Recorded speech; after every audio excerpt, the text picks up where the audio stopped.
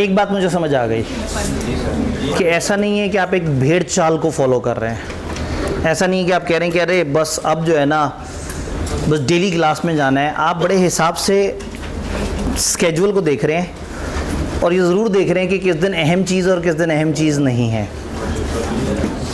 अब आज चूँकि चैप्टर 13 जैसी अहम चीज़ नहीं है, चैप्टर 2 है, तो बहुत सारे बच्चों ने घर बैठ के थोड़ा सा इज्तिहाद किया। उन्होंने देखा चैप्टर 2 में सवाल कितने आए हुए हैं, हैवी नॉलेज बेस, तो सोचा कि चैप्टर 2 पे पूरा दिन सर ने बिला वजह ही रख डाला, तो आज रहने देते हैं। तो मतलब मुझे लग रहा था कि शायद लोग जोश में आ गए हैं और वो सोच रहे हैं कि बस हमने कम से कम 12 दिन तो ज़िंदगी में सीरियस रह के चलना है। लेकिन आज जो है वो कुछ बच्चे पीछे पीछे से गायब हुए हुए नज़र आ रहे हैं। तो इसका मतलब है कि लोग जो है थोड़ा सा मज़ीद एक और फ्रेमवर्क भी फॉलो कर रहे हैं कि जोश में तो आना है, लेकिन ये ज़रूर देखना है कि उस दिन टॉपिक कौन सा है, ऐसा क्या होगा। और लिंक, ओहो लिंक भी आ गया, ठीक है, लिंक शेयर हो गया, क्योंकि जो है ना वो लोग तो, और जब लिंक शेयर हो गया तो अब तो बहुत इजी है, आराम से डाउनलोड कर करके रखते जाएं और सितंबर के फर्स्ट वीक में उसे देख लेंगे। बारी तो डाउनलोड हुई हुई चीज़ की तभी आएगी ना जब सितंबर आ जाएगा। तो खैर चैप्टर 2 एक पूरे दिन पे स्प्रेड करने की क्या वजह हो सकती है, जबकि दिन भी सिर्फ 12 हैं। और चैप्टर 2 के पास पेपर देखिए तो उसमें को ख़ास मिलता ही कुछ नहीं। ISA 220 के जब पास पेपर देखने की कोशिश करते हैं तो आपको बहुत पहले कहीं हल्का फुल्का सा कोई सवाल नज़र आता है, उसके बाद सवाल भी नज़र नहीं आते। वजह ये है कि मैं चाह रहा था कि हम एक सेशन पूरा ISA 220 को दें जो रिसेंटली रिवाइज़ हुआ है, पिछली ही अटैम्प्ट में रिवाइज़ हुआ है, और उसके बाद से ICAP ने भी इस पर उस तरह से फोकस नहीं किया। और कभी भी अचानक से उन्हें याद आ सकता है कि अरे भाई ये ज़रा देखें तो सही, जो नई चेंज आई है बच्चों ने उसको सही से पिक किया या नहीं किया। तो चैप्टर 2 में एक टॉपिक है ISA 220 जो रिसेंटली रिवाइज़ हुआ है। तो मुझे ये लगा कि क्रैश कोर्स में आए हुए जो लोग हैं, अगर उनमें कुछ पुराने रिपीटर्स हैं और उन्होंने पुराना पढ़ा हुआ है तो शायद उनको फ़ायदा हो जाएगा, और हम इसलिए 220 रिवाइज़ वाले के ऊपर प्रॉपर टाइम दे सकेंगे। भाई कुछ कहना चाहते हैं? आवाज़ नहीं आ रही, असल में ये भाई साहब परफॉर्म नहीं कर रहे और मैं इसकी वजह से जो है समझ रहा हूँ कि शायद आवाज़ पहुँच रही है। क्या इसमें आवाज़ आ रही है? क्या इसमें से आवाज़ आ रही है? बिल्कुल करीब करके आवाज़ आ रही है, उसके अलावा यहाँ से आवाज़ नहीं आ रही। आवाज़ आ रही है तो इसे साइड पे कर देते हैं और वैसे ही आग लगा देते हैं। जब ये नहीं होगा तो फिर पता होगा कि ऊंचा बोलना है। ये लें जी, हाँ जी, क्या आवाज़ आ रही है? तो इंशाल्लाह कोशिश करते हैं कि यही आवाज़ रहे, बस अल्लाह करे इस आवाज़ के साथ देर तक ये आवाज़ चलती भी रहे। तो चैप्टर 2 में ISA 220 चूँकि रिवाइज़ हुआ है और कुछ पुराने लोग, अगर आप में से कुछ लोगों ने 2-3 अटैम्प्ट पहले ऑडिट की क्लास ली थी और लगता है कि ऑडिट के सिलेबस में कोई चेंज नहीं है, तो एक बड़ी चेंज ऑडिट के सिलेबस में, यानी कि एक प्रॉपर नोटेबल चेंज, वो ISA 220 का पैटर्न थोड़ा सा चेंज हुआ। बहुत ज़्यादा बड़ी चेंज वो भी नहीं है, लेकिन वो चेंज हो गया। तो इसलिए मैंने क्या किया, आज सेकेंड सेशन फॉर ISA 220 रखा है। उससे पीछे जो हमारा पहला सेशन है उसके अंदर हम लोगों ने चैप्टर 2 की बातें करनी है। अब सवाल ये कि चैप्टर 2 कौन सा है, इसमें नॉलेज बेस कितना और एप्लीकेशन बेस कितना है? ये सारा ही नॉलेज बेस है, यानी यहाँ से स्ट्रेट फॉरवर्ड सवाल आते हैं। और इस चैप्टर में सबसे ज़्यादा ICAP को पसंद है 210। आपको याद होगा 6 चैप्टर्स और 3 टॉपिक्स जिसमें से कोई 80+ नंबर का पेपर आ रहा था, उन 3 टॉपिक्स में से चैप्टर 2 का 210 शामिल था। चैप्टर 1 में से कमतिलो शामिल था गालबन, और चैप्टर 9 का एक्सटर्नल कंफर्मेशन। तो कुछ टॉपिक्स हैं जो स्टैंड अलोन इंपॉर्टेंट है। तो पहले सेशन के अंदर 210 पे काफ़ी गुफ्तगू और सेकंड सेशन पे बड़ी थोरो गुफ्तगू 220 पे। तो 220 को बड़े अच्छे तरीके से समझने की कोशिश करेंगे, वो क्या है, उसके पीछे रीज़न क्या है, चीज़ों को कैसे लेके चलना है। तो हो जाए खतरों से टक्कर। फिर कल ड्राफ्टिंग का एक्सपीरियंस बेहतर रहा क्योंकि वो कमरे में ज़रा गुंजाइश बेहतर थी हमारे पास, गर्मी बहुत थी। असल में सुकून सिर्फ कब्र में, ठीक है। परफेक्शन दुनिया में एग्जिस्ट ही नहीं करती। आप एक जगह एक चीज़ मिल जाती है तो दूसरी चीज़ नहीं मिलती। रूम 3 का माहौल अच्छा था, गुंजाइश कम थी, तो जब गुंजाइश बेहतर हुई तो माहौल ख़राब हो गया। पंखे तो 4 लगे हुए हैं वहाँ, वो चलाते नहीं, उससे आवाज़ के मसले होते हैं। वही परफेक्शन तो नहीं हो सकती ना कभी भी। क्या इस हॉल में मैं ये डिज़र्व नहीं करता कि मैं माइक पे बोलूं? और मैं ऐसा भी नहीं है कि कभी कभार का विजिटिंग टीचर हूं, लेकिन इस वक्त on the go situation out हुई है तो मैंने फ़ौरन से समझ लिया कि कोई बात नहीं, लाइफ है, लाइफ में ऊपर नीचे होती हैं चीज़ें। अपने आप को एडजस्ट किया और मैंने कहा ठीक है, जो हालात है मैं उसके हिसाब से चलूँगा। तो आप लोग कब करेंगे ये सब? मतलब सीधी सी बात है कि थोड़ा सा, यानी लाइफ हमेशा परफेक्ट नहीं रहती। आप हमेशा अगर शिकायती रहेंगे, हमेशा परेशान रहेंगे, हमेशा उदास रहेंगे, हर चीज़ के अपने अपने प्लस माइनस हैं। सारी चीज़ें परफेक्टली हमेशा एक साथ इकट्ठी इतने आराम से नहीं मिल रही होती। जो लोग सेशन पढ़ रहे थे पूरे सेशन में कितनी दफ़ा को बहुत शदीद गर्मी वाले मामलात हुए, कितनी दफ़ा आवाज़ के मसले रहे।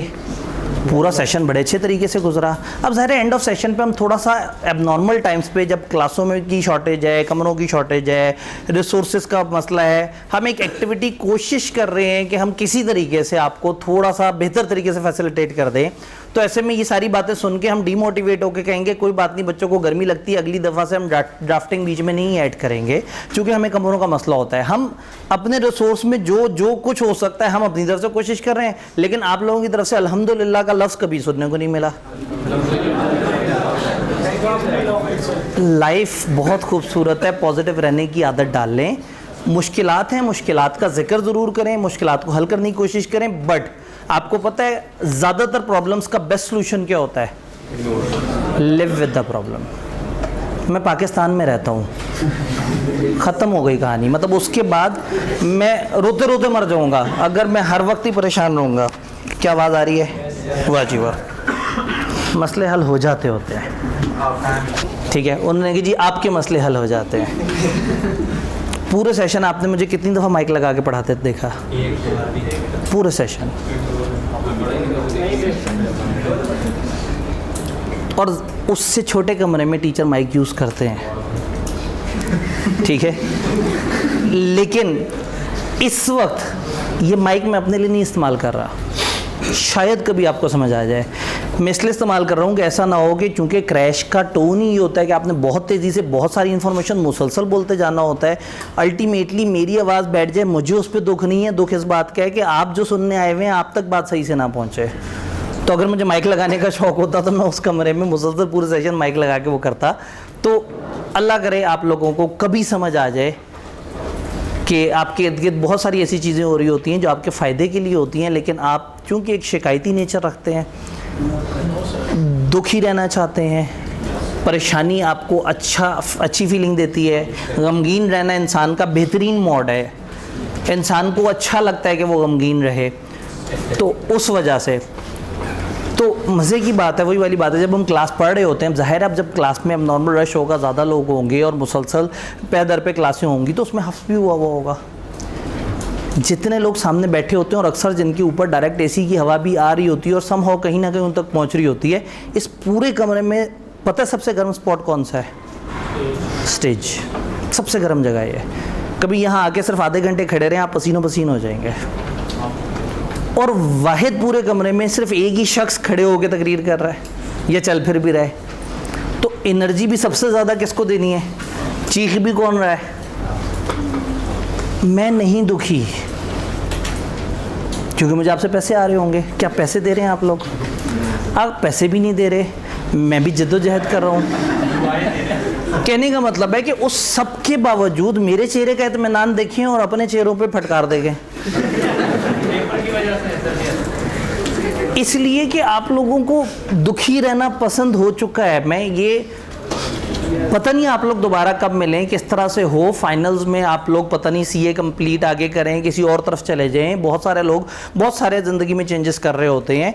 तो मैं एक आखिरी मौका ज़रूर अवेल करना चाहता हूँ आप लोगों को ये समझाने के लिए कि खुदा के लिए पॉजिटिव रहना शुरू कर दें।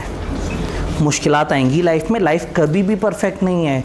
जो लोग मुल्क से बाहर गए हुए हैं वो भी परफेक्ट लाइफ नहीं गुजार रहे, जो मुल्क में वो भी परफेक्ट, जो नौकरी कर रहा है उसके अपने मसले हैं, जो कारोबार में उसके अपने मसले हैं, जो पढ़ रहा है उसके अपने मसले हैं, जो नहीं पढ़ रहा उसके अपने मसले हैं। हॉस्टल वाला ये सोचता है कि घर वाले सुकून में होंगे, घर वाले सोचते हैं कि हॉस्टल वाले पढ़ते होंगे। फिजिकल वाला सोचता है ऑनलाइन में अच्छी पढ़ाई होती है, ऑनलाइन वाला सोचता है फिजिकल में अच्छी पढ़ाई होती है। ऑनलाइन वाला फिजिकल में आगे पढ़ना चाहता है, फिजिकल वाला वापस ऑनलाइन में जाता है, फिजिकल वाला ऑनलाइन में जाके भी नहीं पढ़ पाता, ऑनलाइन वाला फिजिकल में भी नहीं पढ़ पाता, क्योंकि पढ़ना आपने था, इसका ऑनलाइन फिजिकल से कोई ताल्लुक नहीं था। हर सेशन में फिजिकल भी मेरिट सर्टिफिकेट ले रहे हैं, ऑनलाइन भी मेरिट सर्टिफिकेट ले रहे हैं। तो शिकायती नेचर ख़त्म करनी है। मुझे इस वक्त कम्युनिटी हर तरफ सिर्फ नफ़रतें फैलाती नज़र आ रही है। जेन्युइनली सोशल मीडिया पे पहले मैं जाता था कि कोई बच्चे ने किसी सवाल पे टैग किया होगा, मैं वो करूँगा, मुझे जाते हुए डर लगता है कि वहाँ सिर्फ नफ़रत है, वहाँ सिर्फ उलझने हैं, वहाँ सिर्फ परेशानी है, और हर बंदा हर वक्त बस बिला वजह सिर्फ परेशान है।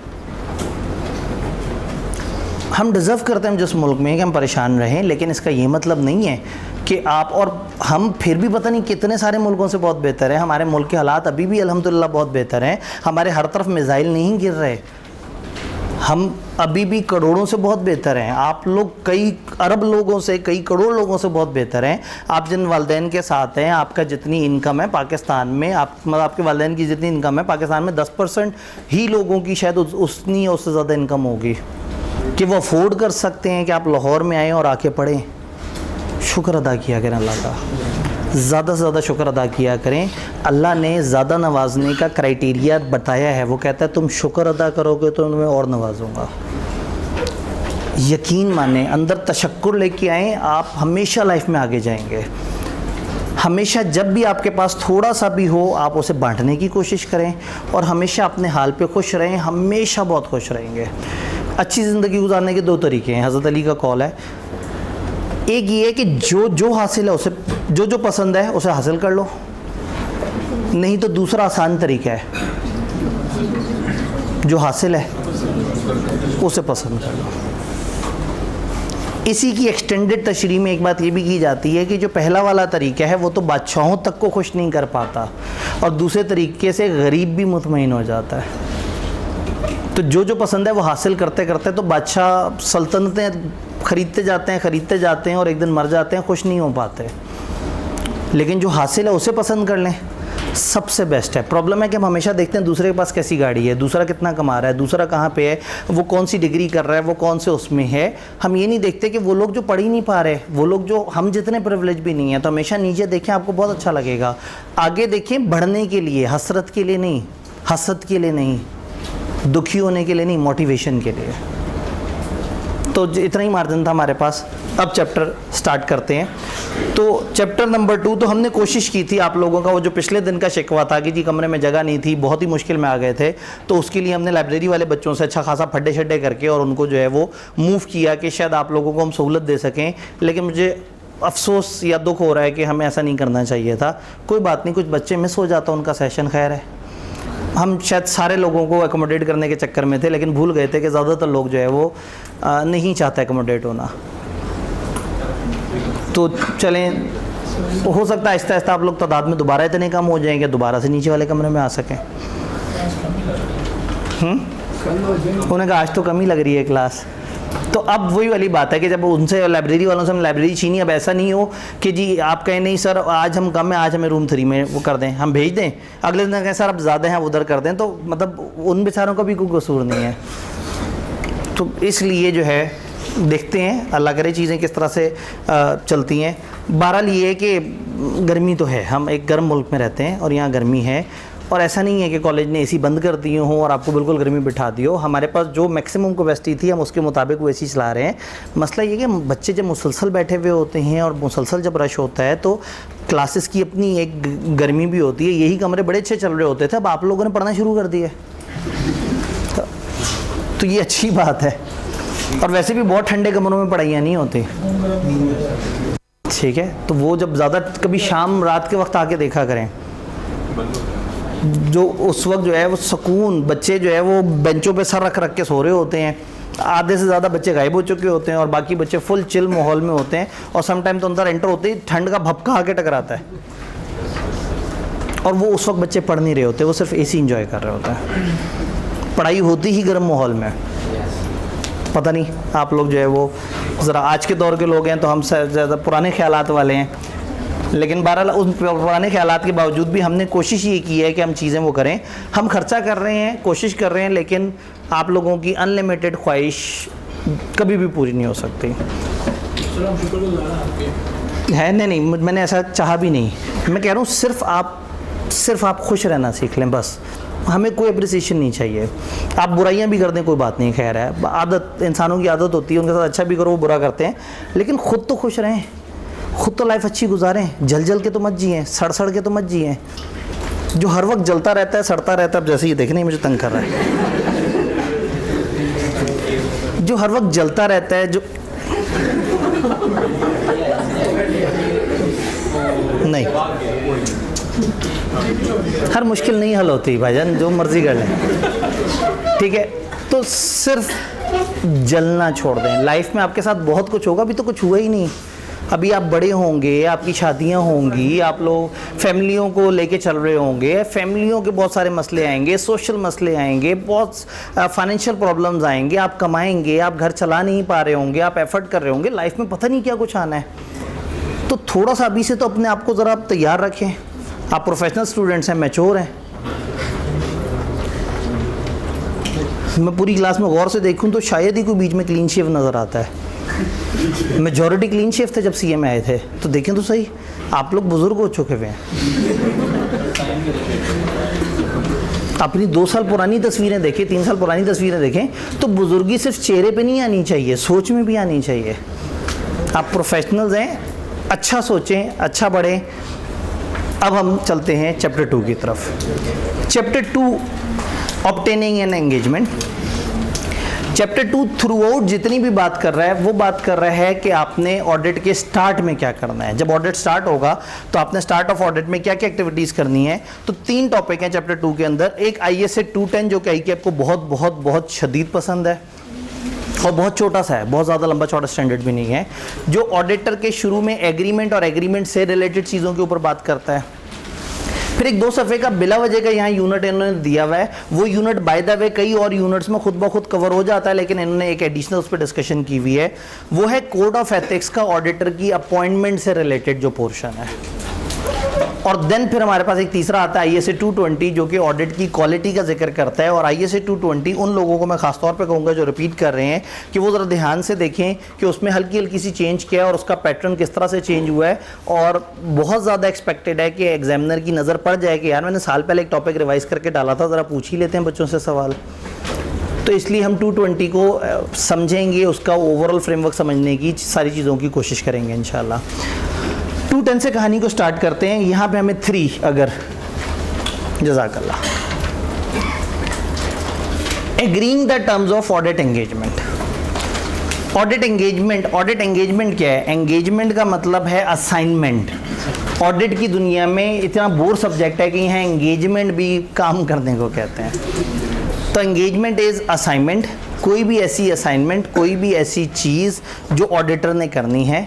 तो जब ऑडिटर को बुलाया जाता है कि आओ तुम हमारा ऑडिट कर दो, तो ऑडिटर कहता है ठीक है जी ऑडिट तो मैं कर दूंगा, लेकिन मेरी कुछ बुनियादी शर्तें हैं। मैं अक्सर ही बात करता हूं कि हर प्रोफेशन में कुछ बुनियादी शर्तें होती हैं। अगर आप एक पेंटर को पेंट करने का कहेंगे वो कुछ बुनियादी शर्तें आपके सामने रखेगा। आप एक डॉक्टर से कहेंगे जी इस मरीज़ का इलाज कर दो, वो कहेगा नहीं पहले ये वाला टेस्ट कराओ, वो कराओ, अगर इसका शुगर लेवल इतना होगा तो मैं इसका ये ऑपरेशन करूँगा वरना नहीं करूँगा। आप एक बिल्डर से कहते हैं भाई यहाँ तुम कंस्ट्रक्शन कर दो, वो कहता है नहीं जी ज़मीन गीली है, पहले इसकी बेस बनी होगी तो मैं यहाँ कंस्ट्रक्शन करूँगा।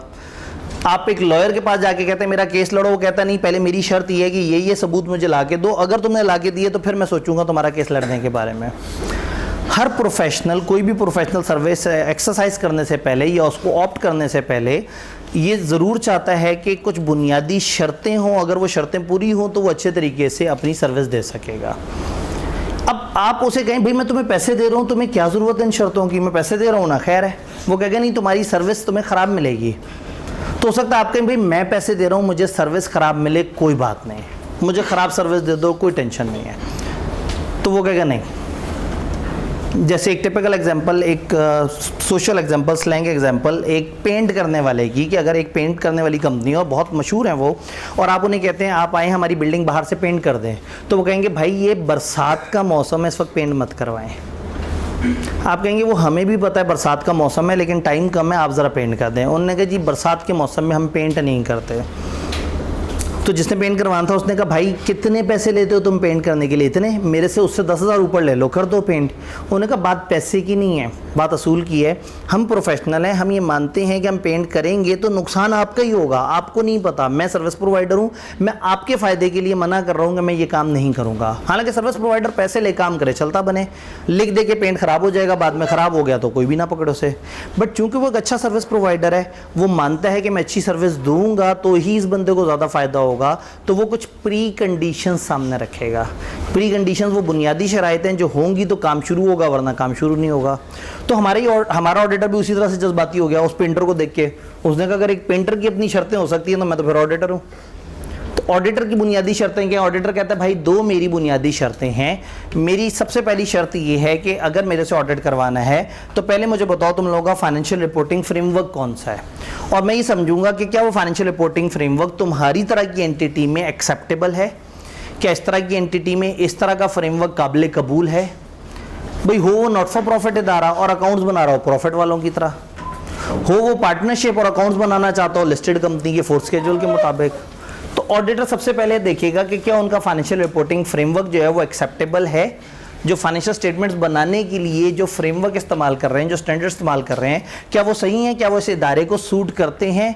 अगर गवर्नमेंट सेक्टर का इदारा है तो वाई नॉट कि वो पब्लिक सेक्टर के अकाउंटिंग स्टैंडर्ड्स यूज़ करें, वो क्यों लिस्टेड कंपनियों का अकाउंटिंग स्टैंडर्ड यूज़ कर रहे हैं। तो पहली चीज़ हम कहेंगे भाई आपका फ्रेमवर्क एक्सेप्टेबल होना चाहिए। अगर आपका फ्रेमवर्क आपके अकाउंट्स की तर्जुमानी ही नहीं कर सके तो फिर मेरे ऑडिट का कोई फ़ायदा नहीं।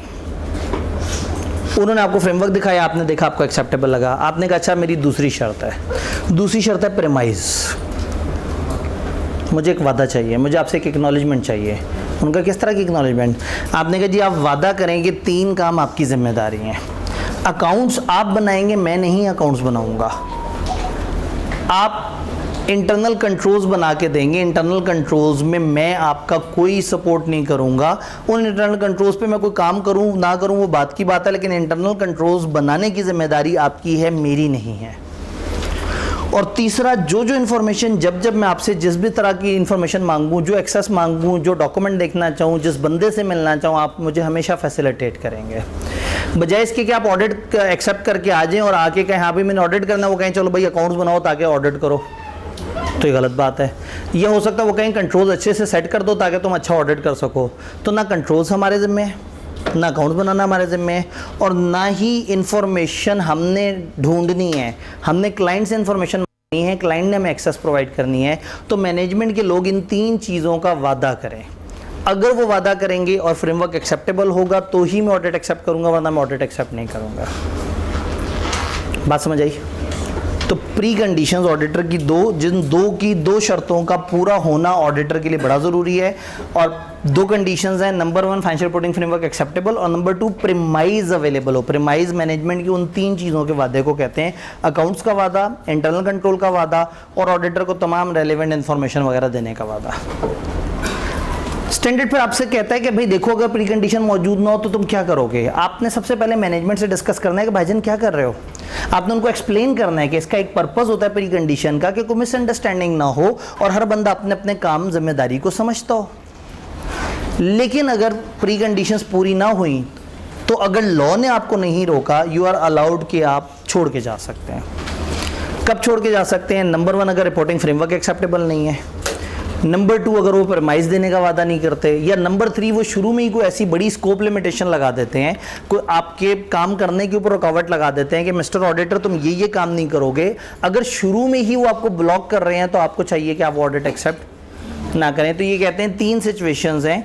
आपने अगर कोई लिमिटेशन आपके स्कोप पे लगा दी जाए कि जिससे आप ऑडिटर जो है वो ओपिनियन तक ना पहुंच सके, या आपको नजर आए कि फाइनेंशियल रिपोर्टिंग फ्रेमवर्क एक्सेप्टेबल नहीं है या प्रीमाइज अवेलेबल नहीं है। तो ये 2 बातें पीछे वाली, और एक नई बात कि आपके स्कोप को अगर लिमिट कर रहे हैं तो ऐसे में आपको प्री कंडीशंस को एक्सेप्ट नहीं करना चाहिए। अब आई के सवाल टोन बदल बदल के पूछ लेता है। कभी कभी वो कहता है बताओ प्री कंडीशंस कैसे कहते हैं, और कभी कभी पूछ लेता है कि बताओ ऑडिटर कैसे इंश्योर करेगा कि प्री कंडीशंस मौजूद हैं। जवाब दोनों का सेम है, स्टार्टिंग लैंग्वेज फ़र्क है। प्री कंडीशन किसे कहते हैं आप लिख देंगे। बताओ ऑडिटर कैसे इंश्योर करेगा प्री कंडीशन मौजूद है, तो हम कहेंगे ऑडिटर ये पूछेगा, देखेगा कि क्या उनका फाइनेंशियल रिपोर्टिंग फ्रेमवर्क एक्सेप्टेबल है, और फिर ऑडिटर ये इंश्योर करेगा कि क्या मैनेजमेंट प्रीमाइज यानी कि ये 3 वादे कर रही है या नहीं कर रही। तो एक में आपने बस ये शर्तें लिख देनी है और एक में कहना है ऑडिटर ये इंश्योर करेगा, ऑडिटर ये कोशिश करेगा। तो ये प्री कंडीशन हमें पता है 2 क्या हैं और उसके अंदर के पॉइंट्स हमें पता हैं, और अगर वो मौजूद ना हो तो हम क्या करेंगे। क्या ये बात समझ आ रही है? यहाँ तक कोई कन्फ्यूजन तो नहीं? अब प्री कंडीशन मौजूद हो गई, समझ आ गया कि हाँ भाई ये चीज़ इस तरह से, एंगेजमेंट से पहले प्री कंडीशन मीट होना बड़ा ज़रूरी है। स्लैंग अल्फाज में या स्लैंग एग्जाम्पल में अगर एंगेजमेंट होनी है तो उससे पहले ये तो देखना है कि ख़ानदान कौन सा है, अपनी बरादरी की हैं या नहीं है, अपने मज़हब के हैं या नहीं है। तो एंगेजमेंट तो बात की बात है कि एंगेजमेंट पे क्या होगा, क्या टर्म्स होंगे, पहले कुछ बुनियादी शर्तें तो देखनी है। तो कोई भी एंगेजमेंट, कोई भी असाइनमेंट, कोई भी एक्टिविटी से पहले कुछ बुनियादी शर्तें पूरी करनी ज़रूरी है। हो गई शर्तें पूरी, अब आए बैठें कागज़ पे कुछ तय कर लेते हैं। ऑडिट का जो एग्रीमेंट है उसको हम एंगेजमेंट लेटर कहते हैं, जिसके ऊपर एंगेजमेंट की तमाम टर्म्स लिखी जाती हैं। स्टैंडर्ड ने कहा है कि भाई जो तुमने सोचना है इजाफी वो तुम लोग सोचते रहो, लेकिन 5 ऐसी बातें हैं जो तुम्हारे एंगेजमेंट लेटर पे लाजमी दिखनी चाहिए। इनको हम कहते हैं ये प्रिंसिपल एलिमेंट्स हैं एंगेजमेंट लेटर के। Objective in scope of audit, कौन सी कंपनी का कौन से ईयर के फाइनेंशियल्स का किस किस्म का ऑडिट होना है। ऑडिटर भाई तुमने क्या क्या जिम्मेदारियां अदा करनी है। मैनेजमेंट की यहाँ प्रेमाइज वाली जिम्मेदारियां लिख देंगे कि तो इनकी प्रेमाइज की जिम्मेदारियां हैं। देन हमारा फ्रेमवर्क कौन सा होगा और अल्टीमेटली हमारी रिपोर्ट किस किस्म की होगी। चूंकि ऑडिट का जो आउटपुट है ना वो नज़र नहीं आता शुरू में। आप एक बंदे को कहते हो यार हमारा एसी ठीक कर दो, तो जब जाएगा तो आउटपुट क्या होगा, एसी चल रहा है। हमारा स्पीकर ख़राब हो गया, इसमें से आवाज़ नहीं आती, तो जब वो जाए तो स्पीकर से आवाज़ आ रही हो। तो अगर किसी को आप कहते हैं अकाउंट्स बना दो आके, तो by the end of activity आपके हाथ में अकाउंट्स होने चाहिए। तो अब ऑडिटर को हम बुला के कह रहे हैं हमारा पूरा इदारा चेक करो और हमारा ऑडिट करके जाओ, तो फिर ये शुरू में समझना ज़रूरी है कि व्हाट इज़ द आउटपुट।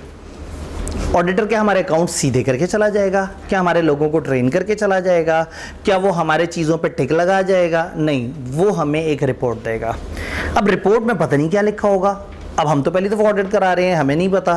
तो शुरू में ऑडिटर क्लाइंट के साथ तय करे कि what would be the expected form and content of, यानी आप रेफरेंस दे देंगे, आप कहेंगे भाई मैं आप लोगों को ISA 700 में जो रिपोर्ट का तरीका दिया हुआ है मैं उस तरह की रिपोर्ट दे के जा रहा हूँ। आप ये नहीं बताएंगे कि मैं ओपिनियन क्या दूंगा, वो तो ऑडिट करने के बाद पता लगेगा। तो आप कहेंगे this is expected form and content of any report, यानी कि अब आप शुरू में तय कर लें कि by the end of audit मैं तकरीबन उस मिजाज की, उस तरह के स्टैंडर्ड की, उस पैटर्न टाइप की रिपोर्ट दे रहा हूँगा। तो मैं क्या करूँगा, वो क्या करेंगे, ऑडिट क्या है, फ्रेमवर्क क्या है और अल्टीमेटली आउटपुट कैसा दिखता होगा। ये 5 बातें प्रिंसिपल एलिमेंट्स हैं जो लाजमी तय हो जाने चाहिए एंगेजमेंट के वक्त।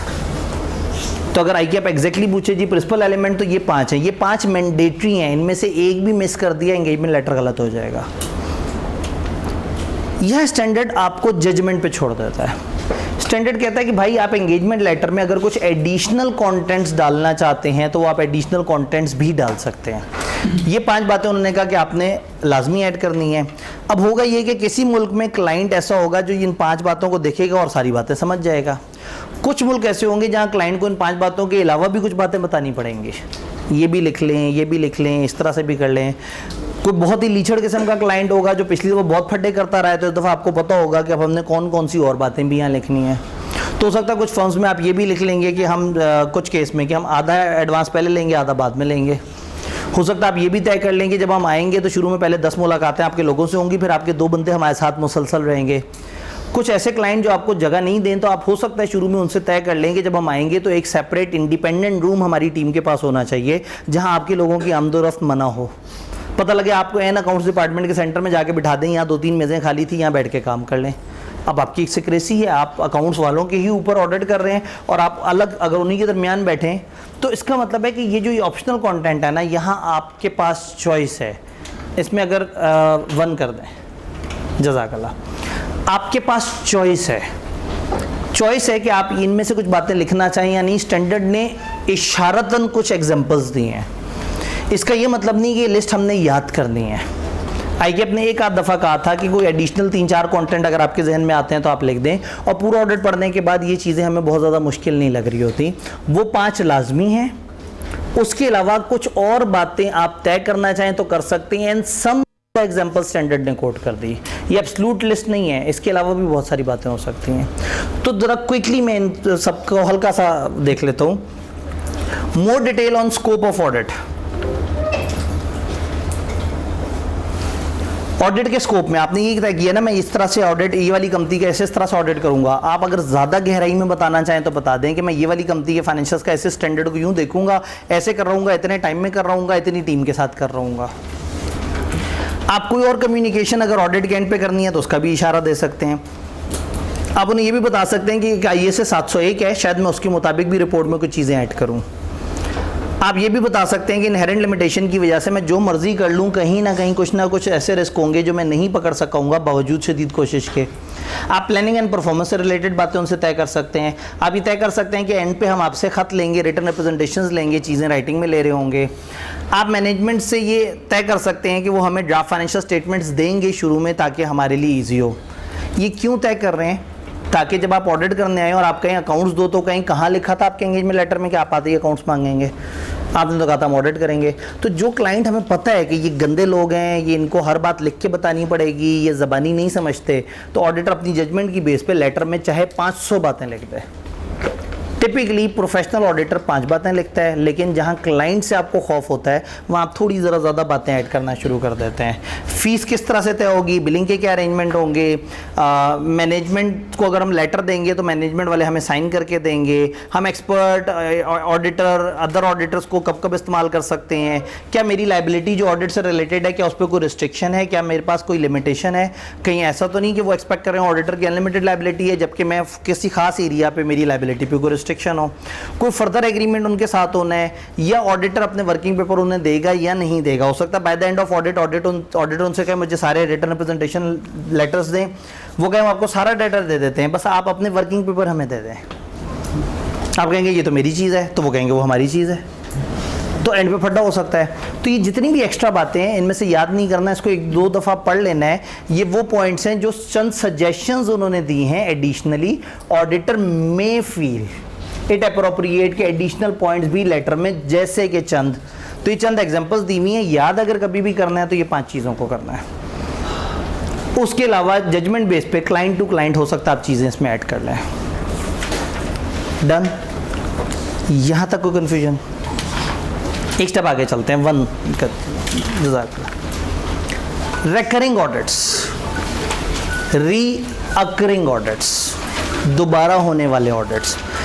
अगर मैं एक दफ़ा ऑडिट कर रहा हूँ और अगली दफ़ा भी मैंने ही ऑडिट करना है तो फिर एक काम करते हैं, फिर तो कुछ तय करने की ज़रूरत ही नहीं, दोबारा अगली दफ़ा आएँ और एक ब्लैंक कागज़ पे साइन कर लें।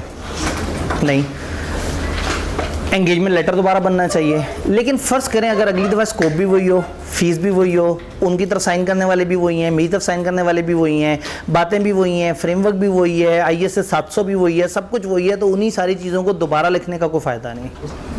स्टैंडर्ड ने हमें इजाज़त दी है कि अगर एक ऑडिटर 1 से ज़्यादा ईयर्स के लिए ऑडिट पे आया है तो फॉर रिकरिंग ऑडिट वो एक ही लेटर से काम चला सकता है।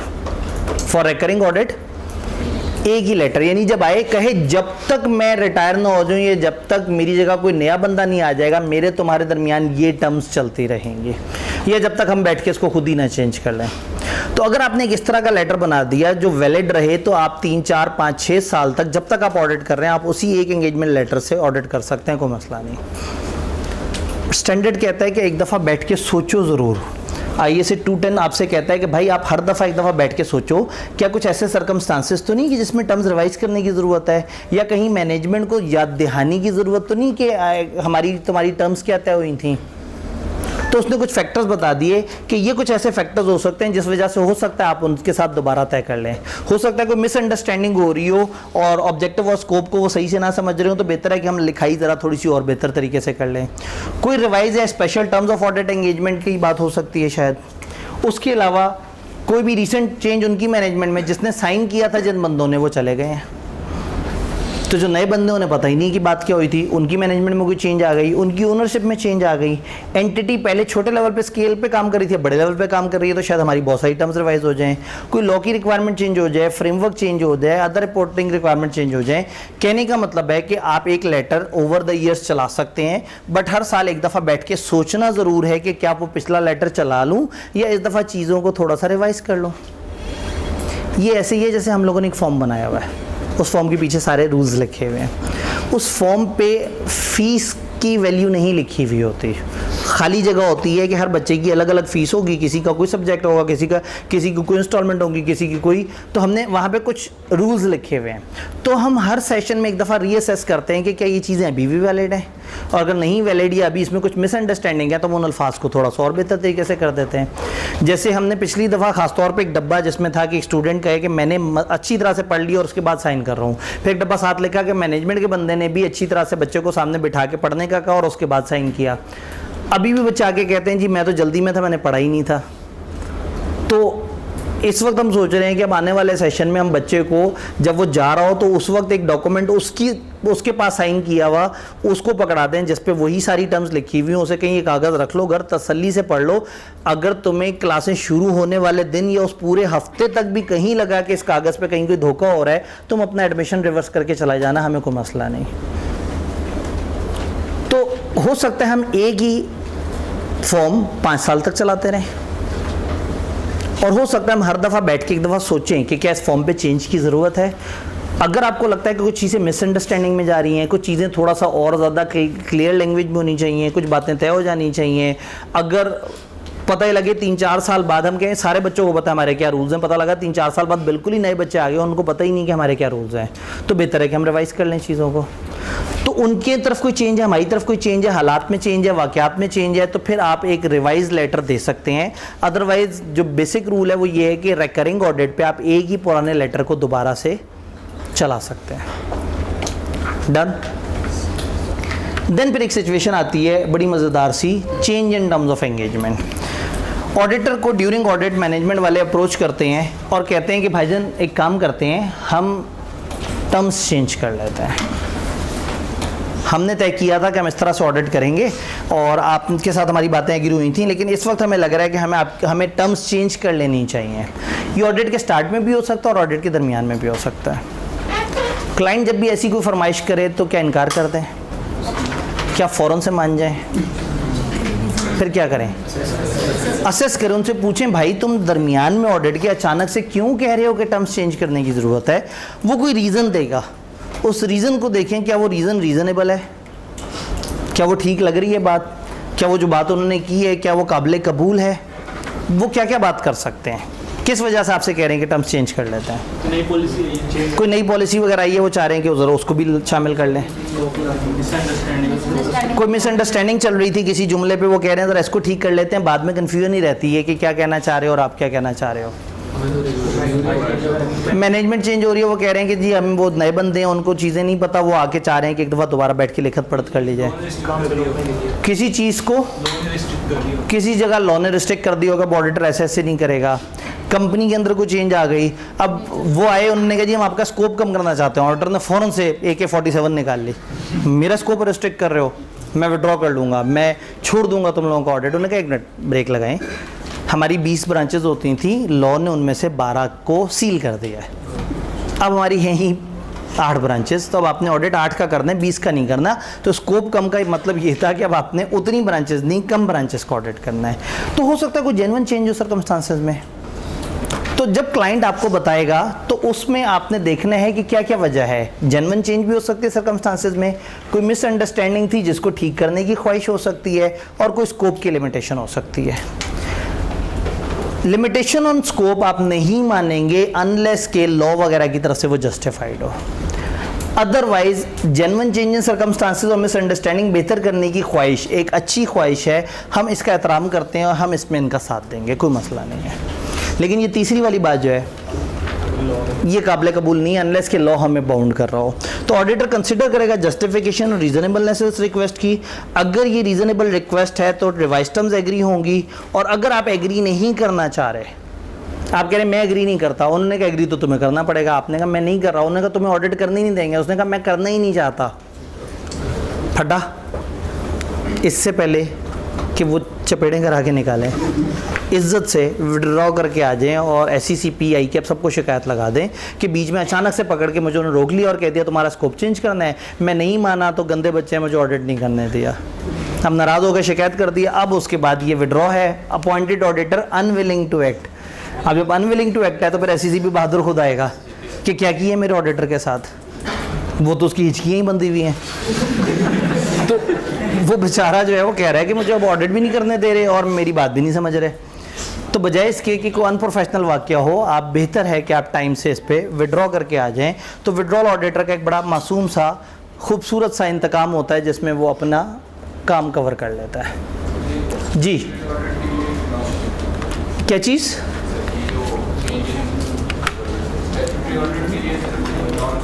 जी एक दफ़ा इस पर बात कर रहे हैं, लाइट अगर ऑन कर दें। इन्होंने कहा ये जो आप चेंजेस वाली बात कर रहे हैं, क्या ये स्टैच्यूटरी ऑडिट की बात हो रही है या नॉन स्टैच्यूटरी ऑडिट की बात हो रही है? हम इस वक्त अपने पेपर में ऑडिट उसे मान रहे हैं कि जहां हम किसी का भी ऑडिट कर रहे हैं। ये बात कंपनी लॉ में होती है, स्टैच्यूटरी ऑडिट या नहीं। कंपनी लॉ 1 मिलियन से छोटी कंपनियों को ऑडिट वाजिब नहीं करता और 1 मिलियन से ऊपर की कंपनियों का वाजिब करता है। जिनका वाजिब नहीं करता, अगर वो अपनी खुशी से भी ऑडिट करवा रहे हैं तो ISA तो फिर भी फॉलो होंगे। तो ISA का इससे ताल्लुक नहीं है कि उन पे लीगल है या नहीं ऑडिट करवाना। अगर मैं ऑडिट करने गया हूँ किसी भी इदारे का, चाहे वो सोल ट्रेडर है, चाहे पार्टनरशिप है, चाहे कंपनी है, मैंने ISA फॉलो करना है। तो ISA फॉलो करना हमारे ज़िम्मे है और हम उसके मुताबिक चलेंगे। जी एंगेजमेंट लेटर का टाइम कब देना है? एंगेजमेंट लेटर किस टाइम पे होगा? प्री कंडीशंस पे पहले आपने उनसे बातें मोटी मोटी कर ली और अब आपने उन्हें कह दिया कि हम जब कागज़ देंगे तो आपके मैनेजमेंट वाले साइन भी कर देंगे, प्रीमाइस को उन्हें कर देंगे साइन। तो ऑडिट स्टार्ट होने से पहले आपने उनसे जाके ये चीज़ें, अब पहले ऑडिटर की अपॉइंटमेंट होती है, बहुत पीछे से आते हैं। सबसे पहले ऑडिटर कॉन्सेंट देता है, कॉन्सेंट के बाद वो जो AGM में याद है उसकी सिलेक्शन होती है। जब सिलेक्शन होती है तो उस वक्त आके कहता है मेरी ये प्री कंडीशंस हैं।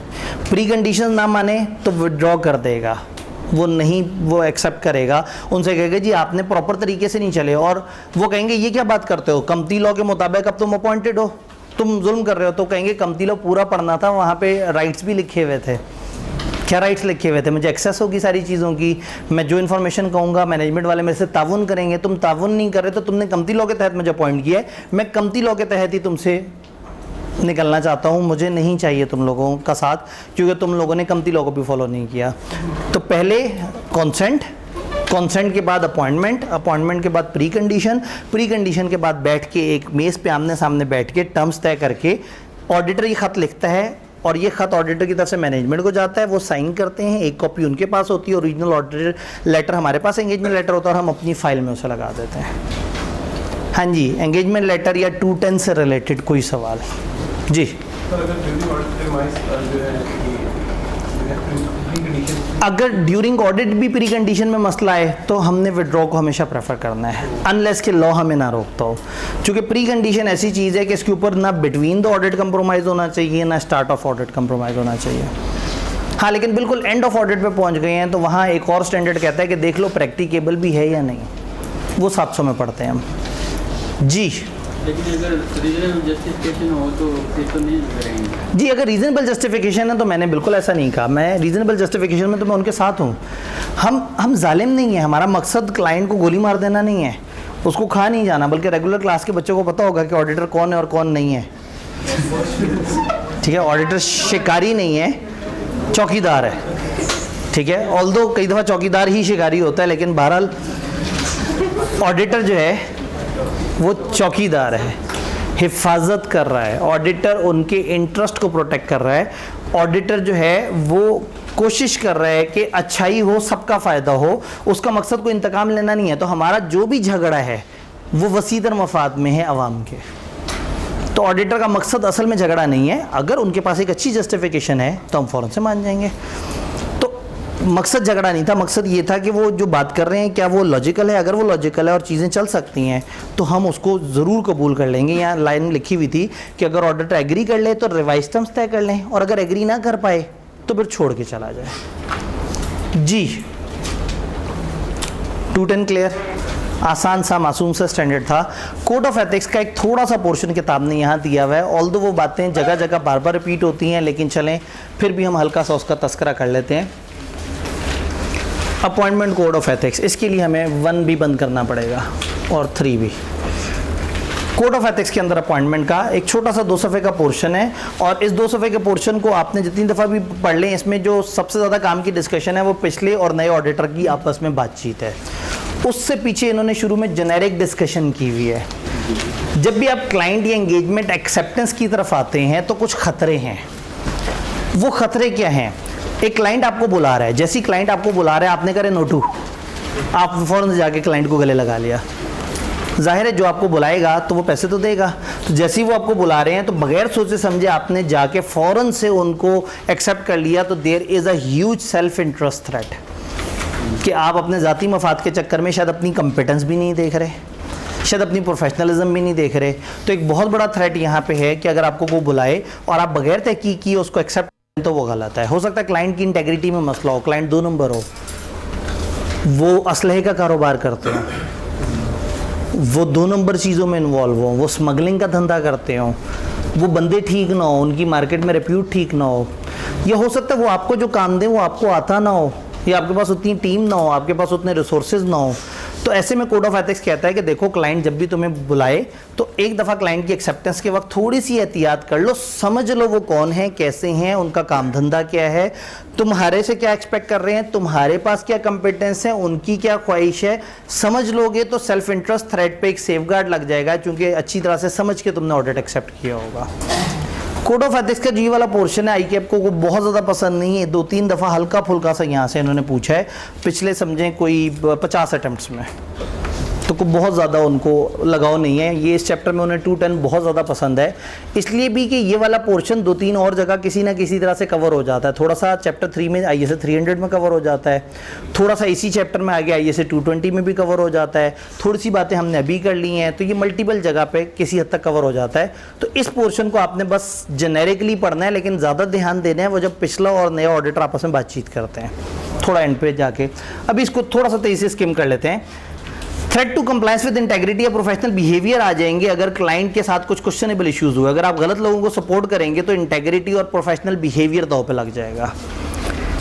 कुछ एग्जांपल्स हैं, क्लाइंट इलीगल एक्टिविटीज, डिसऑनेस्टी और इस तरह की चीज़ों में हो, तो ऐसे में इस थ्रेट से बचने के लिए आपको नॉलेज और अंडरस्टैंडिंग चाहिए उस बिजनेस की, और क्लाइंट की कमिटमेंट की अगर कोई गड़बड़ होगी तो वो उसको एड्रेस करेंगे।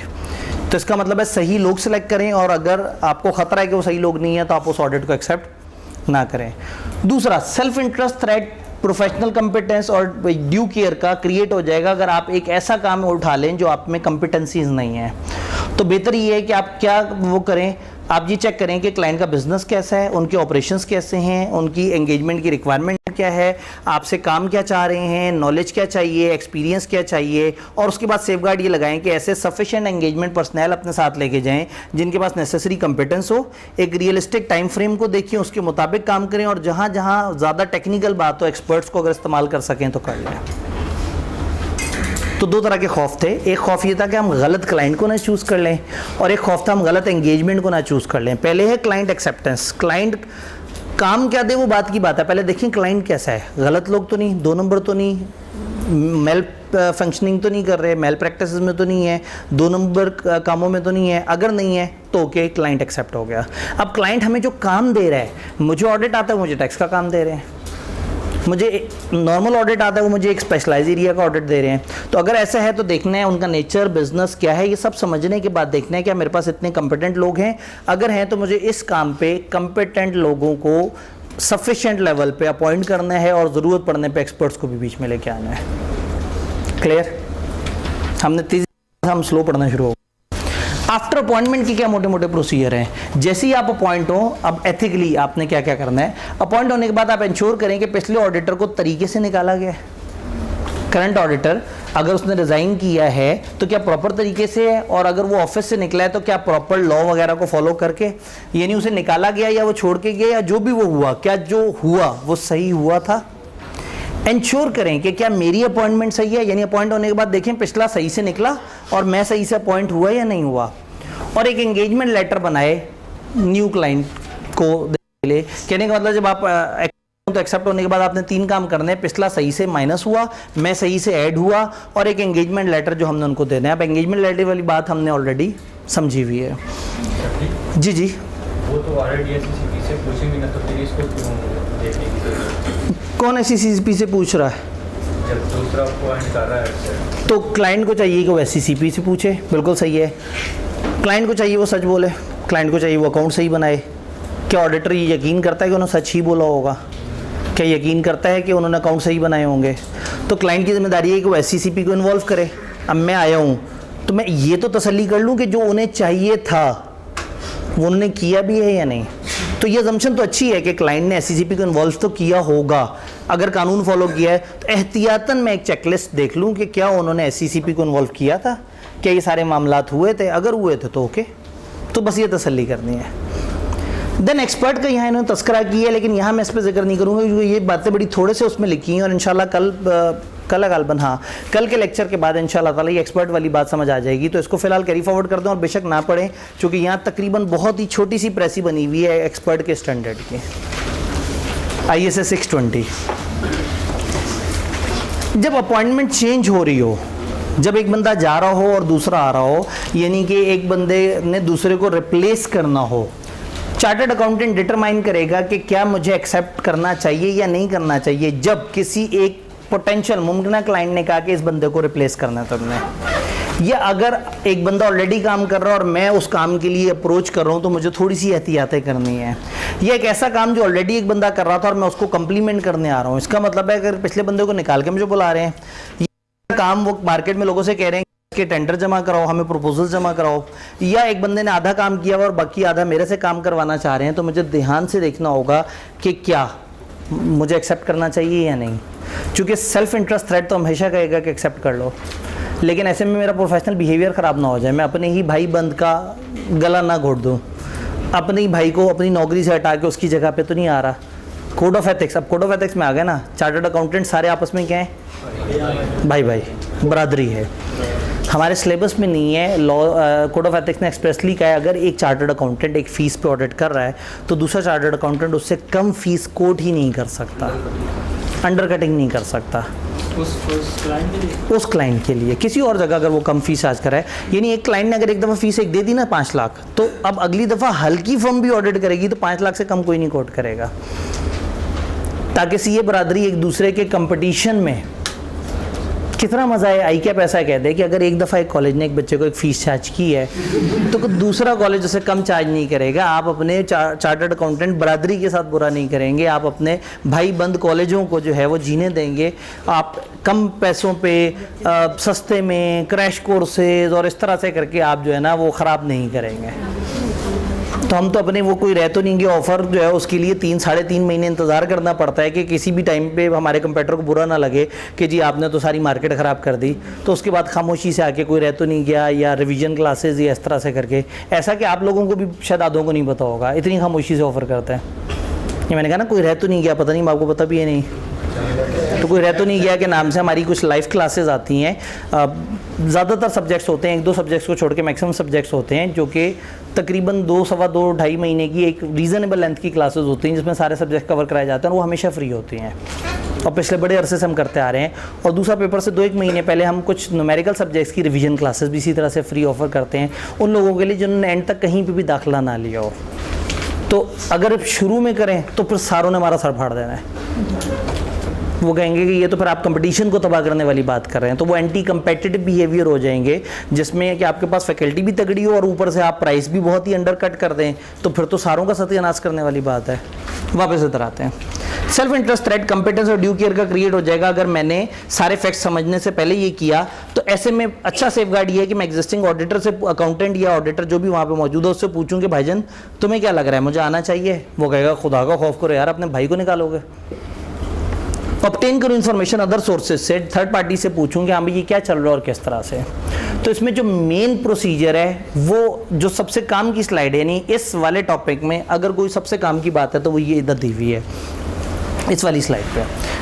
आपने क्या करना है, आपने पिछले वाले अकाउंटेंट या पिछले ऑडिटर व्हाटएवर जो भी वहाँ मौजूद है उससे रब्ता करना है, कम्युनिकेटिंग विद एग्जिस्टिंग या predecessor auditor communicating with proposed accountant. अगर आप आने वाले ऑडिटर हैं तो आपने, या अकाउंटेंट है तो पिछले वाले से रब्ता करना है। ये जिम्मेदारी हैं आपकी पिछले वाले से रब्ता करने के लिए, और ये जिम्मेदारी हैं वो जो वहाँ मौजूद है उसने आपसे किस तरह से बातचीत करनी है। तो इन लाइंस को ज़रा ध्यान से पढ़ लेते हैं। Firm should communicate with current auditor if there are any. अगर इससे पहले कोई ऑडिटर्स वहाँ मौजूद हैं तो फर्म को क्या चाहिए, उनसे कम्युनिकेट करे ताकि वो एस्टेब्लिश कर सके कि कोई ऐसा मसला तो नहीं है कि जिसमें मुझे एक्सेप्ट नहीं करना चाहिए। मैंने एग्जिस्टिंग बंदे से पूछा, उसने कहा भाई किन के पास आ रहे हो, पैसे नहीं देते, ये जलील करते रहते हैं, मैं पिछले पैसों के लिए कब से चक्कर लगा रहा हूँ, और तंग आके उन्होंने कहा अच्छा तुम्हारी जगह किसी और बेवकूफ़ को ले आते हैं। तब आप अलर्ट हो जाएंगे कि यार ये तो मेरे अपने भाई ने मुझे कह दिया कि भाई किधर आ रहे हो, फंस जाओगे तुम भी। तो एक दफ़ा समझेंगे, क्लाइंट से पूछना पड़ेगा ये रब्ता करने से पहले। भाई कम क्लाइंट से कहेंगे कोई मसला तो नहीं है आपका, कोई पिछले बंदे से होने का मसला ही कोई नहीं। मैं कहा अच्छा चलें फिर मुझे लिख के इजाज़त दे दें कि मैं उसको रब्ता करके उससे भी पूछ लूँ। सही लोग हैं ना, कोई मसला नहीं तो दे देंगे इजाज़त। इजाज़त ना देना अपने अंदर एक ख़तरा है, ठीक है। अगर क्लाइंट रिफ्यूज़ कर देता है गिव परमिशन तो मैं एक्सेप्ट नहीं करूँगा। ये क्लाइंट मुझे इजाज़त दे देता है लेकिन उसे कहता है अगर कुछ बताया ना, हमें कहते भेज दें खत, उसको कहे अगर ख़त का जवाब आया तो बस तुम्हारे वो जो आखिरी पैसे हैं ना वो नहीं मिलने वाले। तो हमें रब्ता ना करने दें या उसको जवाब ना देने दें, दोनों सूरतों में गड़बड़ है, हमें ऑडिट एक्सेप्ट नहीं करना चाहिए। अगर करंट ऑडिटर ऐसी इन्फॉर्मेशन नहीं प्रोवाइड करता तो न्यू ऑडिटर जो है वो असेस करे बाकी सारी इन्फॉर्मेशन। आपने उससे पूछा कोई मसला तो नहीं, उसने कहा यार तुम्हें क्या बताऊँ, रहने दो। अब समझ ही नहीं आया कि मतलब वो क्या बात करना चाह रहा है, किस तरह से कहना चाह रहा है। तो कुछ और सोर्सेज देखें, इधर उधर से पता करें क्या हुआ, कंपनी के लोगों से पूछें, कुछ मार्केट से थोड़ा सा अंदाज़ा लेने की कोशिश करें, और फिर देखें कि हमें जो ऑडिट एक्सेप्ट करना चाहिए नहीं। इवन अगर करंट ऑडिटर कोई रेलिवेंट इन्फॉर्मेशन दे देता है, मैं क्या ऑडिट एक्सेप्ट करूँ, उसने कहा ये बात है, ये मैं तुम्हें बता रहा हूँ, मत एक्सेप्ट करो। मैंने क्लाइंट से कहा जी आप तो पिछले ऑडिटर के पैसे खा के बैठे, उन्होंने कहा वो है ही खबीस आदमी, उसने हमें ये इन्फॉर्मेशन देनी थी, नहीं दी, ये देखो कागज़ पे लिखा है, तय हुआ हुआ है। अब क्लाइंट भी कुछ सही लग रहा है, कुछ अपना बरादरी वाला भाई भी सही लग रहा है, लेकिन अपने बरादरी वाले को सपोर्ट करना है, लेकिन क्या मेरा बरादरी वाला बंदा झूठा नहीं हो सकता। तो एक काम करते हैं, अंकल के पास चलते हैं, उनसे कह देते हैं वो जो कह दें, आईकेप के पास ले जाएं मामले को, आईकेप से मशवरा ले लें। एथिकल कन्फ्लिक्ट आ गया ना, आपस में क्लैश आ गया, आईकेप के पास जाएं, जो आईकेप कह दे कि ये कर लो, हम फिर उस तरह से कर लें। ये बात समझ आई? डिस्कशन होगी अकाउंटेंट के साथ, रिटर्न में होगी? ये रिटर्न में होगी, ये प्रॉपर लेटर भेजा जाता है जिसका लेटर में जवाब आता है। फ़ोन पे डिस्कशन नहीं होती, हमें रिकॉर्ड रखना होता है। बाद में कोई भी मुकर गया तो फिर क्या होगा। और ये क्लाइंट की इजाज़त से होगी, क्लाइंट इजाज़त नहीं देगा तो वैसे आपस में मिल लेंगे, लेकिन अगर क्लाइंट इजाज़त दे दे तो ज़्यादा बेहतर है। कहने का मतलब है कि ऑफिशियल तरीका है कि वो इजाज़त दें और आप ऑफिशियल तरीके से कम्युनिकेट करें। अंदर खाते तो फ़ोन पे तो बात कर ही रहे होंगे ये लोग, लेकिन ये आउट ऑफ बुक्स है, बुक्स के मुताबिक हमें राइटिंग में कम्युनिकेट करना है। अच्छा, ये जो नया वो जो बंदा वहाँ बैठा है उसकी क्या जिम्मेदारी है? एग्जिस्टिंग या प्रीडिसेसर अकाउंटेंट जो वहाँ मौजूद है उसे चाहिए कि वो तमाम लॉज एंड रेगुलेशन इस तरह की रिक्वेस्ट को उसमें जहन में रखे और जितनी भी इंफॉर्मेशन है ऑनेस्टली दे और अनएम्बिगुअसली दे। वो जो था ना कि मैं क्या बताऊँ तुम्हें, ऐसे नहीं कह दे सब ओके है या कह दे गड़बड़ है, ठोक बजा के बात हो, सीधी बात हो, कोई वो ना हो, डाउट ना हो। एग्जिस्टिंग या प्रीडिसेसर अकाउंटेंट को फॉलो करना होगा कॉन्फिडेंशियलिटी को। नया बंदा भी आया नहीं है तो ऐसा नहीं है कि आप उनको सारी अंदर की इन्फॉर्मेशन उठा के दें, ये देखो ये मसला ये मसला ये मसला। तो आपने ये भी ख्याल रखना है कि वो जब ज्वाइन करेगा तब जाके वो कॉन्फिडेंशियल इन्फॉर्मेशन को एक्सेस करेगा। तो ऐसा ना हो कि मैं उसको शिकायत लगाते लगाते कॉन्फिडेंशियलिटी तोड़ दूँ। हाँ, लेकिन अगर आई के बीच में आ गया और उसने कह दिया तोड़ दो तो याद है professional duty. Then following factors देखने होंगे, एंगेजमेंट की नेचर क्या है, क्या उसको परमिशन क्लाइंट ने दी है इस तरह की डिस्कशन करने की, और लीगल और एथिकल रिक्वायरमेंट इस कम्युनिकेशन की क्या, और उसको कितने तहजीब के दायरे में रहते हुए किस चीज़ को कैसे बयान करना है। तो आने वाला और जो पहले से मौजूद है उनकी जिम्मेदारियां, तो चैप्टर 2 में जो ये एथिक्स का यूनिट है इसमें बाकी बातें तो कहीं ना कहीं रिपीट होती मिल जाती हैं। ये जो इस वक्त एग्जैक्टली इस स्लाइड पे इंफॉर्मेशन है ये इसमें काम की इंफॉर्मेशन है, इसको हाईलाइट करके रख लें। अगर कभी आप इस पे और कहें हो सर ने कहा था बस सरसरी सा देखना है, तो भी ये वाले जो 2 हेडिंग्स के नीचे लिखा हुआ है इसको खास तौर पे ध्यान से पढ़ लेना है। डन। यहाँ आपकी फेवरेट स्लाइड आती है ब्रेक वाली, ठीक है। ब्रेक वो जो 10 मिनट की ब्रेक है जिसका रूल आपने मुझे नहीं रोकना होता, 3:38 3:48 पे इंशाल्लाह दोबारा इकट्ठे होते हैं और ISA 220 की तरफ आते हैं। ISA 220 को एक गो में इंशाल्लाह पूरा कवर करने की कोशिश करते हैं। 3:48 पे इंशाल्लाह ताला मिलते हैं। हाँ जी, अस्सलाम वालेकुम वंस अगेन। आवाज़ वापस लौट आई है, देखते हैं कब तक रहती है। तो जी जी, अच्छा ये सामने आ गया है, ये ऐसे करके यूँ होता है तो सेट हो जाता है जी। तो हम लोगों ने जाने से पहले चैप्टर 2 के ऊपर बात की, अपॉइंटमेंट को समझा, ISA 210, कोड ऑफ एथिक्स, इन सब के मुताबिक देखा कि ऑडिटर की जो अपॉइंटमेंट है उस वक्त उसने क्या एहतियात करनी है और कोड ऑफ एथिक्स के मुताबिक किन चीज़ों का ख्याल रखना है। अब 220 ऐसा स्टैंडर्ड है जो अपॉइंटमेंट से भी रिलेट करता है और during the course of audit उससे भी रिलेट करता है। ISA 220 का जो मेन टारगेट है दैट इज़, हाँ जी, आवाज़ ऊपर नीचे तो नहीं हो रही है? अब सही है, अब सही है, अल्लाह खैर करे। तो हम लोग ये बात कर रहे थे कि जब आपने ऑडिट करना है तो आपने स्टैंडर्ड्स के मुताबिक करना है, लॉ के मुताबिक करना है, कोड ऑफ एथिक्स के मुताबिक करना है। तो 220 नामी स्टैंडर्ड हमें एक अच्छी क्वालिटी का ऑडिट करना सिखाता है। ये अच्छी क्वालिटी किसे कहते हैं? अच्छी क्वालिटी हमेशा एक रिलेटिव टर्म है। फॉर एग्जाम्पल, अच्छी क्वालिटी का क्रैश कोर्स किसे कहेंगे? जिसमें क्या फीचर्स हो, मतलब क्या चीज़, अच्छी क्वालिटी से क्या मुराद है? स्पीकर अच्छा हो, अच्छा स्पीकर, आप उस स्पीकर को समझे, मैं अपने आप को स्पीकर जो बोलता है, ठीक है जी, आपने कहा स्पीकर भी अच्छा हो और स्पीकर भी अच्छा हो, चलें। AC भी अच्छे काम करते हैं, इधर से आवाज़ आई, फ्री हो तो क्या ही बात है। स्टडी मटेरियल भी बहुत सारा मिल जाए, सॉफ्ट में सारी किताब मिल जाए, सारे टेस्ट सॉफ्ट में मिल जाएं, और बिरयानी हो, अस्तगफिरुल्लाह जी, और रिकॉर्डिंग मिल जाए, टेस्ट चेक होके मिल जाए एनरोल्ड स्टूडेंट्स के, ठीक है, और जी एक मिनट, ये दो हो गए वो वाले भाई। अफेक्टिव हो, तो अफेक्टिव कैसे हो वो क्वालिटी बताए ना जी। बच्चे भी पढ़ने वाले हों, चलो शुक्र है किसी ने तो असल बात की। बच्चों को बिठाने के लिए और क्लास के बाद रेस्ट करने के लिए और जो है अपने जख्मों पे मरहम पट्टी करने के लिए भी उनके पास प्रॉपर जगह हो। डेली के टारगेट रियलिस्टिक हो, ऐसा ना हो कि टीचर आके बस अकेले ही खेल रहा हो और बाकी सारे कहें भाई ऐत नहीं होने वाला, ये तो पता नहीं एक अलग ही हवा में बह रहा है, ये पता नहीं कौन सी मखलूक है, ये इसको लग रहा है कि ये हो सकता है। तो रियलिस्टिक टारगेट्स होने चाहिए डेली। वीडियो लेक्चर प्रोवाइड होने चाहिए। अब तो वीडियो लेक्चर भी आना शुरू हो गया, आपने देखा होगा जी। और आखिरकार आप लोग पहुंच गए ड्राफ्टिंग सेशन, ऑडिट का आधा मसला, लिखाई की प्रैक्टिस, ठीक है। और अच्छा, एक भाई ने कहा कि जी वो मैं दूसरे कॉलेज से आया हूँ और आप लोग बड़ा अच्छा ये कर रहे हैं, सारा कुछ है, टेस्ट सॉफ्ट में भी दे रहे हैं, लेकिन अगर टेस्ट चेक भी कर दें तो क्या ही मज़ेदारी वाली बात होगी। तो मैंने बताया कि हम ऐसा ज़रूर किया करते थे, बड़े अरसे तक करते रहे थे, लेकिन उसके बाद बच्चे जो है ना वो हमारी इस अपनी एक अच्छाई को जो है ना वो फ़ौरन से वो समझते थे शायद हम बाउंड है, हमारी मजबूरी है और जो है वो हम ऐसा नहीं करेंगे तो पता नहीं क्या होगा। तो बच्चा टेस्ट देने के 2 घंटे बाद बड़े धमकियाँ हमें इस तरीके से कहता था, मेरा टेस्ट क्योंकि नहीं मिला, इंतज़ामिया बड़ी फजूल है, पता नहीं आप क्या कर रहे हैं। तो हमने कहा फिर हमने अगर लानते भी समेटनी है तो फिर फ़ायदा क्या है। तो इसलिए वो एक्टिविटी रखी है, लेकिन उसको सेल्फ असेसमेंट रखा है। लेकिन फिर मैंने उन भाई को कहा, मैंने कहा एक आप बात बताएं, आप ड्राफ्टिंग की क्लास में, उन्होंने कहा सर टाइम ज़रा कम है मेरे पास।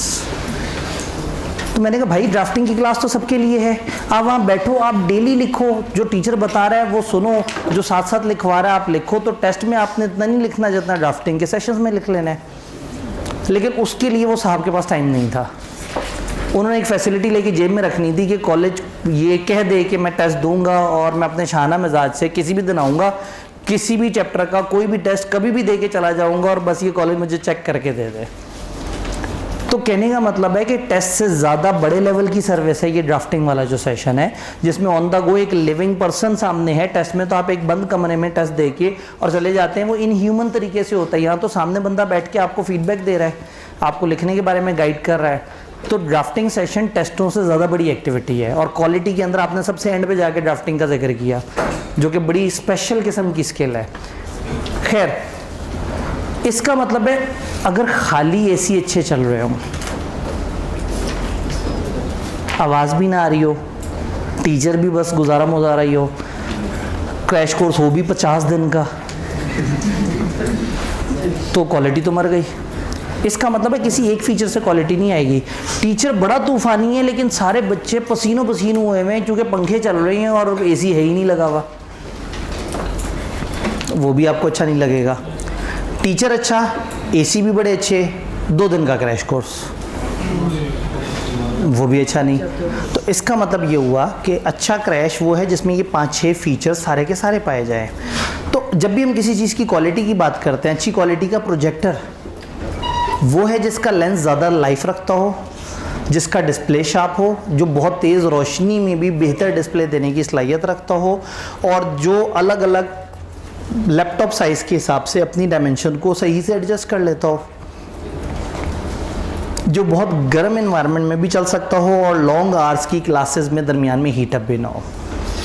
ये सारे फीचर्स मिला के एक अच्छी क्वालिटी का प्रोजेक्टर बनाएंगे, वो सारे फीचर मिला के एक अच्छी क्वालिटी का क्रैश कोर्स बनाएंगे। तो इसी तरह से ऑडिट की अच्छी quality, ISA 220 quality of audit. Audit की अच्छी क्वालिटी तब होगी जब ऑडिट के अंदर को 5-6 क्वालिटीज़ पाई जाएंगी, 5-6 चीज़ें मिल के एक अच्छी क्वालिटी को ऑडिट देंगे।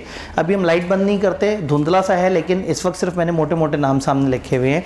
तो ISA 220 स्टार्ट होता है और वो कहता है कि भाई आपके पास जो क्वालिटी की प्रपोजिशन पूरी करने के लिए ये 6 बेंचमार्क्स हैं। इन 6 जगह पे अगर ऑडिट में क्वालिटी हुई तो अल्टीमेटली आपका ऑडिट अच्छी क्वालिटी का हो जाएगा। एक एक लाइन की डिस्कशन करता हूँ, फिर इनमें से हर के ऊपर हम अलग अलग स्लाइड पे डिस्कशन करेंगे कि इनका क्या क्या मतलब है। अच्छी क्वालिटी का ऑडिट वो होगा जिसमें लीडर ऑफ द ऑडिट अपनी जिम्मेदारी लेगा और वो ऑडिट पे क्वालिटी इंश्योर करने की कोशिश करेगा।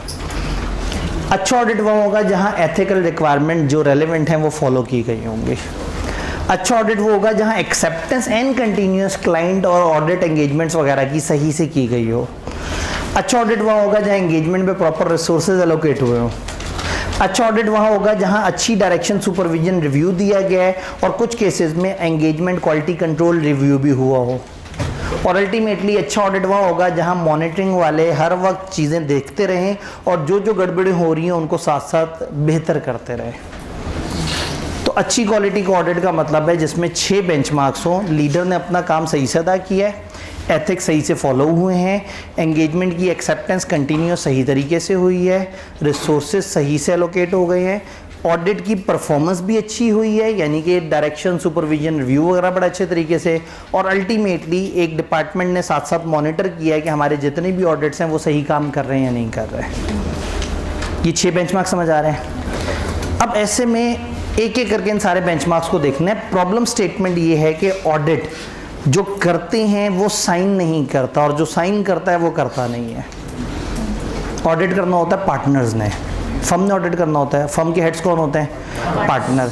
अब एक ऑडिट फर्म के पास अगर 200 ऑडिट हैं तो एक पार्टनर शायद 20 ऑडिट्स को देख रहा है, तो वो 20 ऑडिट खुद नहीं कर सकता।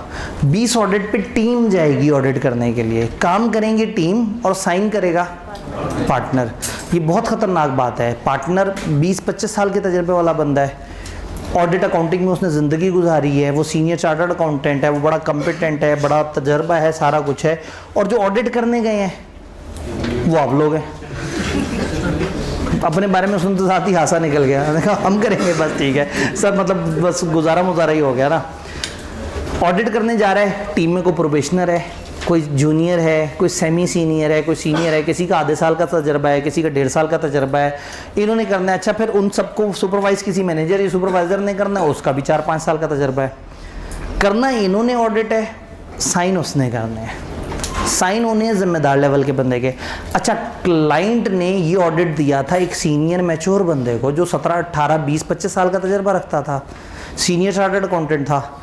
वो एक्सपेक्ट करता है कि क्वालिटी ऑफ ऑडिट वो हो जो इस बंदे के मेयार की है, और काम करना है टीम ने। तो ये स्टैंडर्ड के अंदर जो मेन डिस्कशन है वो यही है कि एक एंगेजमेंट पार्टनर कैसे इंश्योर करे कि काम करे टीम, लेकिन क्वालिटी वो हो जैसी मैंने देनी थी। तो ऐसे में जो पहला बेंचमार्क है, बड़ा ज़रूरी बेंचमार्क है, दैट इज़ लीडरशिप की रिस्पॉन्सिबिलिटी 3 कर दीजिए। जज़ाकल्लाह। शायद ज़्यादा फ़र्क नहीं पड़ा या पड़ गया कुछ ना कुछ, विजिबिलिटी सही है। उन्होंने कहा जी 1 भी कर दें, उन्होंने कहा आप भूत बन जाए, खैर है। ये एंगेजमेंट पार्टनर की जिम्मेदारी है, एक एक लफ्ज़ को अच्छी तरह से देखते हैं, जिम्मेदारी है कि वो मैनेज करे और अचीव करे quality on the audit engagement.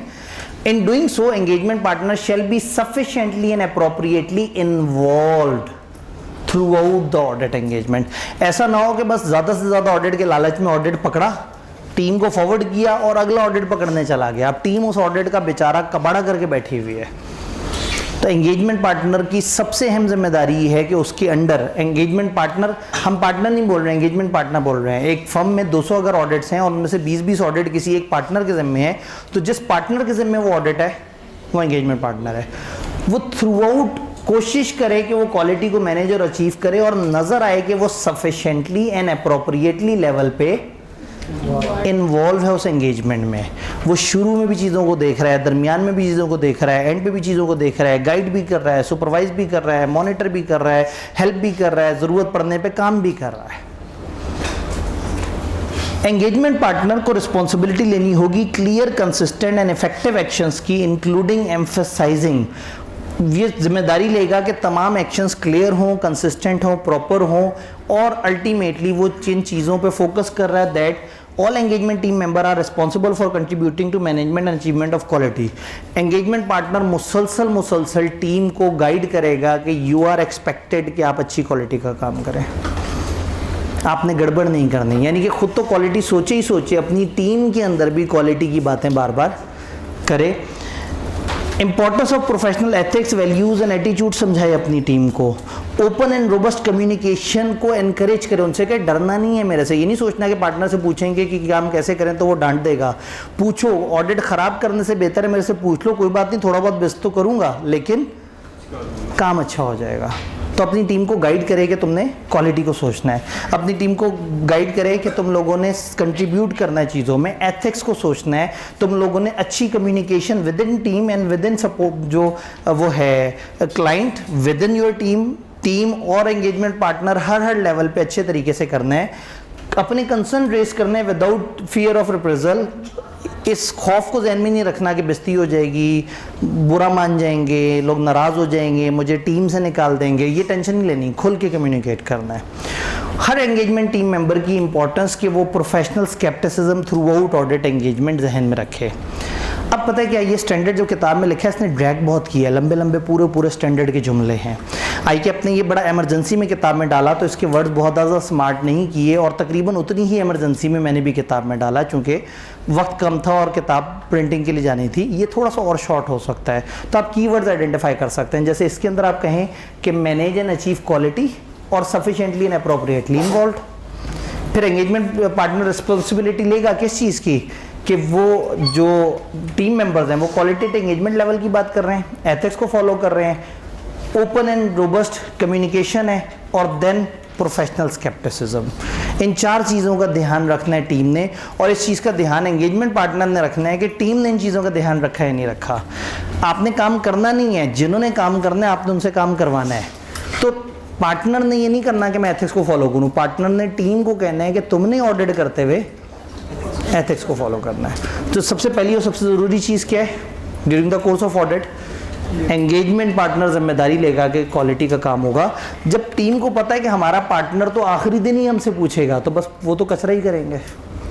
जब उन्हें पता होगा कि भाई ये तो पागल आदमी है, ये तो शुरू से साथ पूछ रहा है, हर तीसरे दिन फ़ोन करके पूछ रहा है, हफ्ते बाद क्लाइंट पे छापा मार लेता है, कहता है क्या मसला चल रहा है, किस तरह से है, और इतना इन्वॉल्व है। जो जितना इन्वॉल्व होगा उतना टीम मेंबर ध्यान से काम करेंगे, और जो जितना सर से उतार चुका होगा उतना ही मामला ख़राब हो जाएगा। तो पहली चीज़, एंगेजमेंट पार्टनर सही से जिम्मेदारी ना सिर्फ समझे बल्कि समझाए भी कि ऑडिट अच्छी क्वालिटी का होना चाहिए। सेकंड में रेलेवेंट एथिकल रिक्वायरमेंट। अब अच्छा ऑडिट हमेशा तब होगा जब एथिक्स फॉलो हुए हैं। एक ऐसा ऑडिट जिसमें थ्रेट ही थ्रेट है, मसले ही मसले हैं, गड़बड़ी गड़बड़े हैं, टीम जानिबदार हुई हुई है, तो वो अच्छी क्वालिटी तक कभी भी काम नहीं करेंगे। तो अच्छा ऑडिट वहाँ होगा जहाँ एथिक्स फॉलो हुए होंगे, अपॉइंटमेंट के वक्त के एथिक्स फॉलो हुए होंगे, परफॉर्मेंस के वक्त के एथिक्स फॉलो होंगे, थ्रेट्स को देखा गया होगा, सेफगार्ड अप्लाई किए गए होंगे, इंडिपेंडेंस को देखा होगा, अच्छी तरह से कोशिश की होगी कि कोई गड़बड़ नहीं होनी चाहिए। तो किताब के मुताबिक engagement partner should have an understanding of relevant ethical requirement including those related to independence. Engagement partner को जिम्मेदारी पता होना चाहिए कि हमारी एथिकल रिक्वायरमेंट्स क्या हैं, और इंडिपेंडेंस तो ख़ास तौर पे उसके जहन में होनी चाहिए। रिस्पॉन्सिबिलिटी ले अदर मेंबर्स की भी कि वो लोग भी एथिक्स को फॉलो करेंगे। अल्टीमेट जिम्मेदारी तो इसी की है, जिसने साइन करना है, पकड़ना तो हमने उसे ही है। तो जब उसकी जिम्मेदारी है तो उसी ने ही इंश्योर करना है कि टीम को एथिक्स का पता है या नहीं पता। अलर्ट रहे थ्रू आउट ऑडिट अगर कोई ऐसी चीज़ें उसके सामने आए जिसमें कोई थ्रेट है कंप्लायंस विद एथिकल रिक्वायरमेंट, और उस थ्रेट को इवेल्युएट करे और अप्रोप्रिएट एक्शन ले। ये बातें आपको बताना तो बहुत आसान सी बात है, वही 3 स्टेप्स है ना, थ्रेट्स आइडेंटिफाई करे, इवेल्युएट करे। ऑडिट रिपोर्ट पे डेट डालने से पहले, मैंने टाइम पे इसको तर्जुमा करके बता दिया, नहीं तो आप इसका पता नहीं क्या मतलब निकाल लेते। ऑडिट रिपोर्ट पे डेट डालने से पहले रिस्पॉन्सिबिलिटी ले इस चीज़ को डिटरमाइन करने के लिए कि क्या relevant ethical requirement including independence fulfil हो गई है। मतलब ऐसा नहीं लगता कि 5 नंबर का सवाल है और उनको आता 3 नंबर का है। ऊपर का क्या है, अंडरस्टैंडिंग होनी चाहिए ethical requirement including those relating to independence. Report पे डेट डालने से पहले जिम्मेदारी ले ये समझने की कि क्या ethical requirement including independence fulfil भी हुई है, यानी जानता भी हो और मानता भी हो।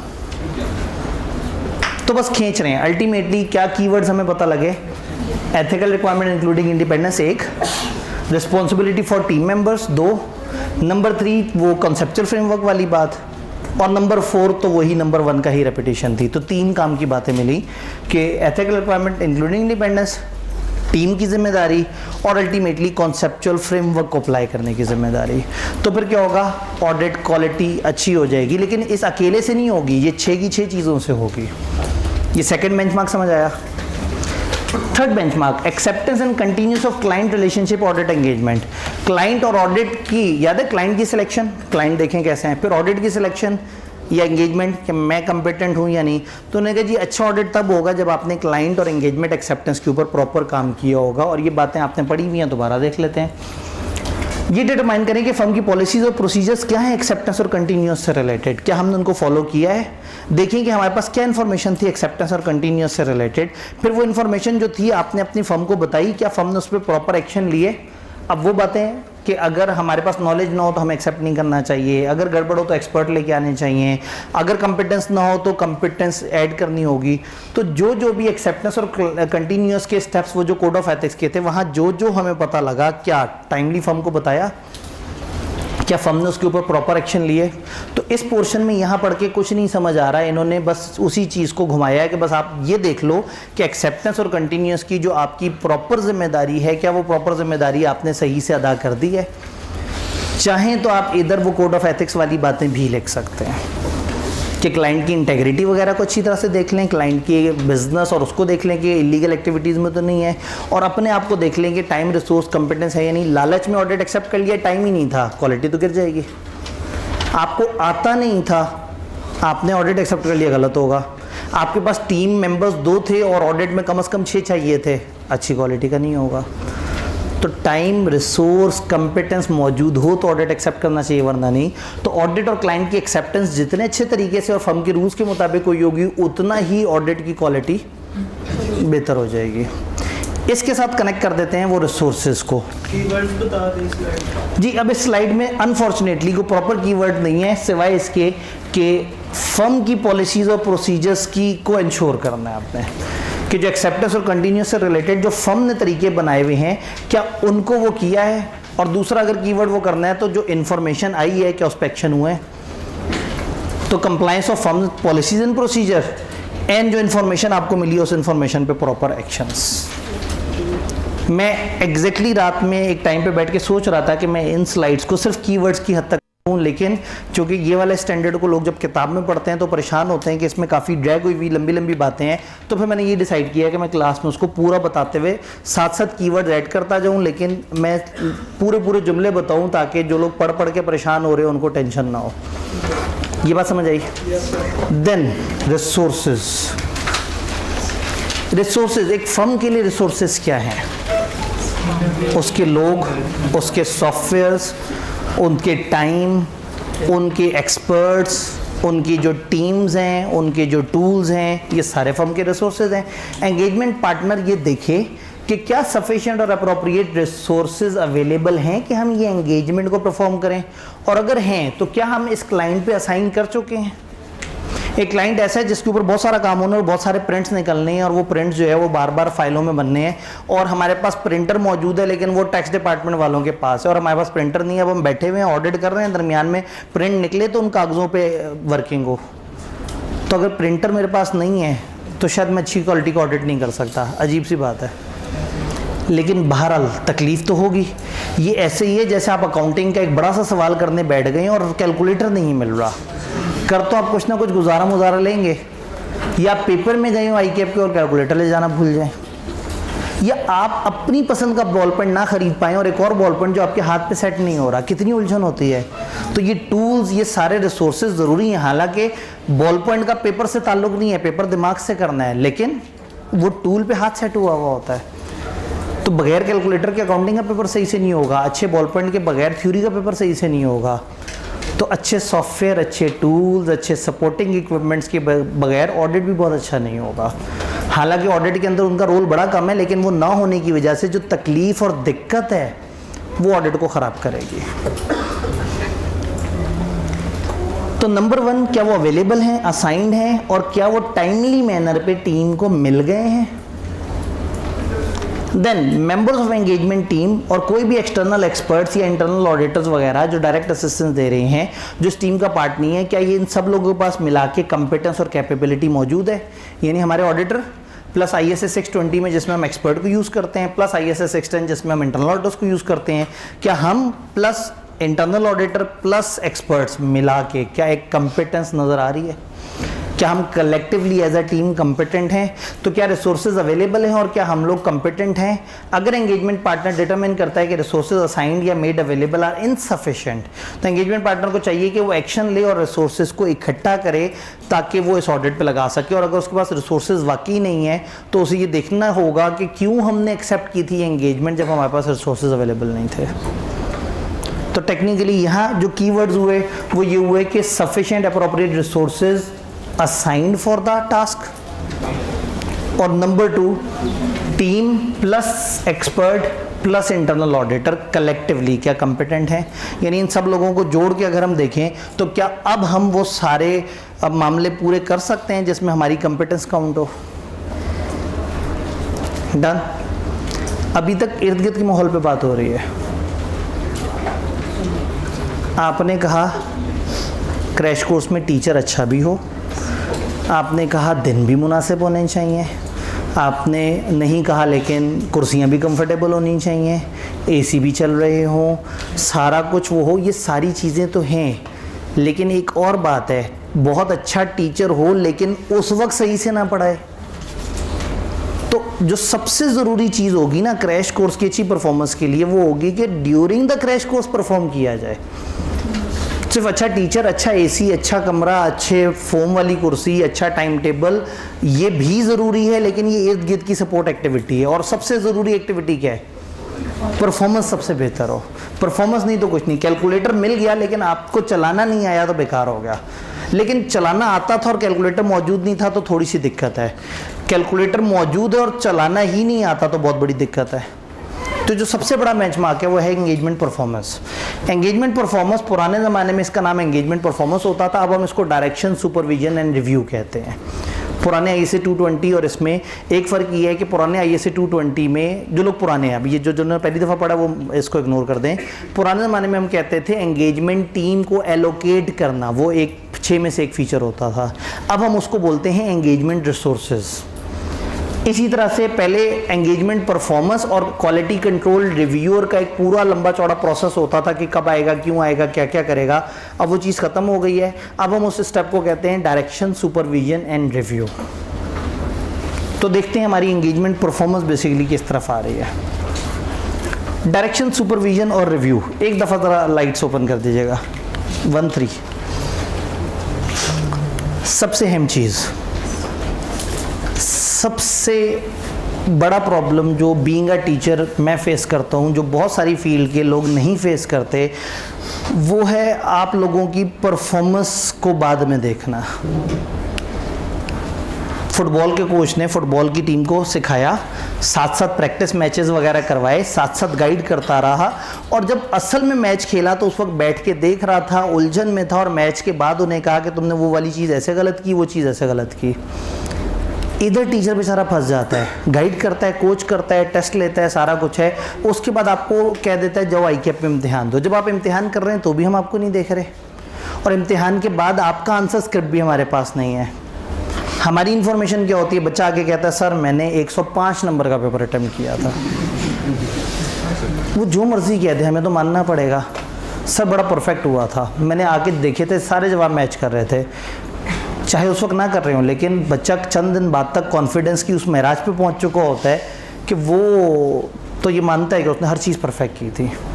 तो टीचर बेचारा रुल जाता है, वो नहीं गाइड कर सकता जब बच्चा अपने बारे में गलत एस्टीमेट। बच्चा कहता है मुझे नहीं समझ आ रहा मैं क्यों फेल हुआ, टीचर कहता है जब तुम्हें नहीं समझ आ रहा तो मुझे कैसे आएगा, और तुम हिंट भी नहीं दे रहे।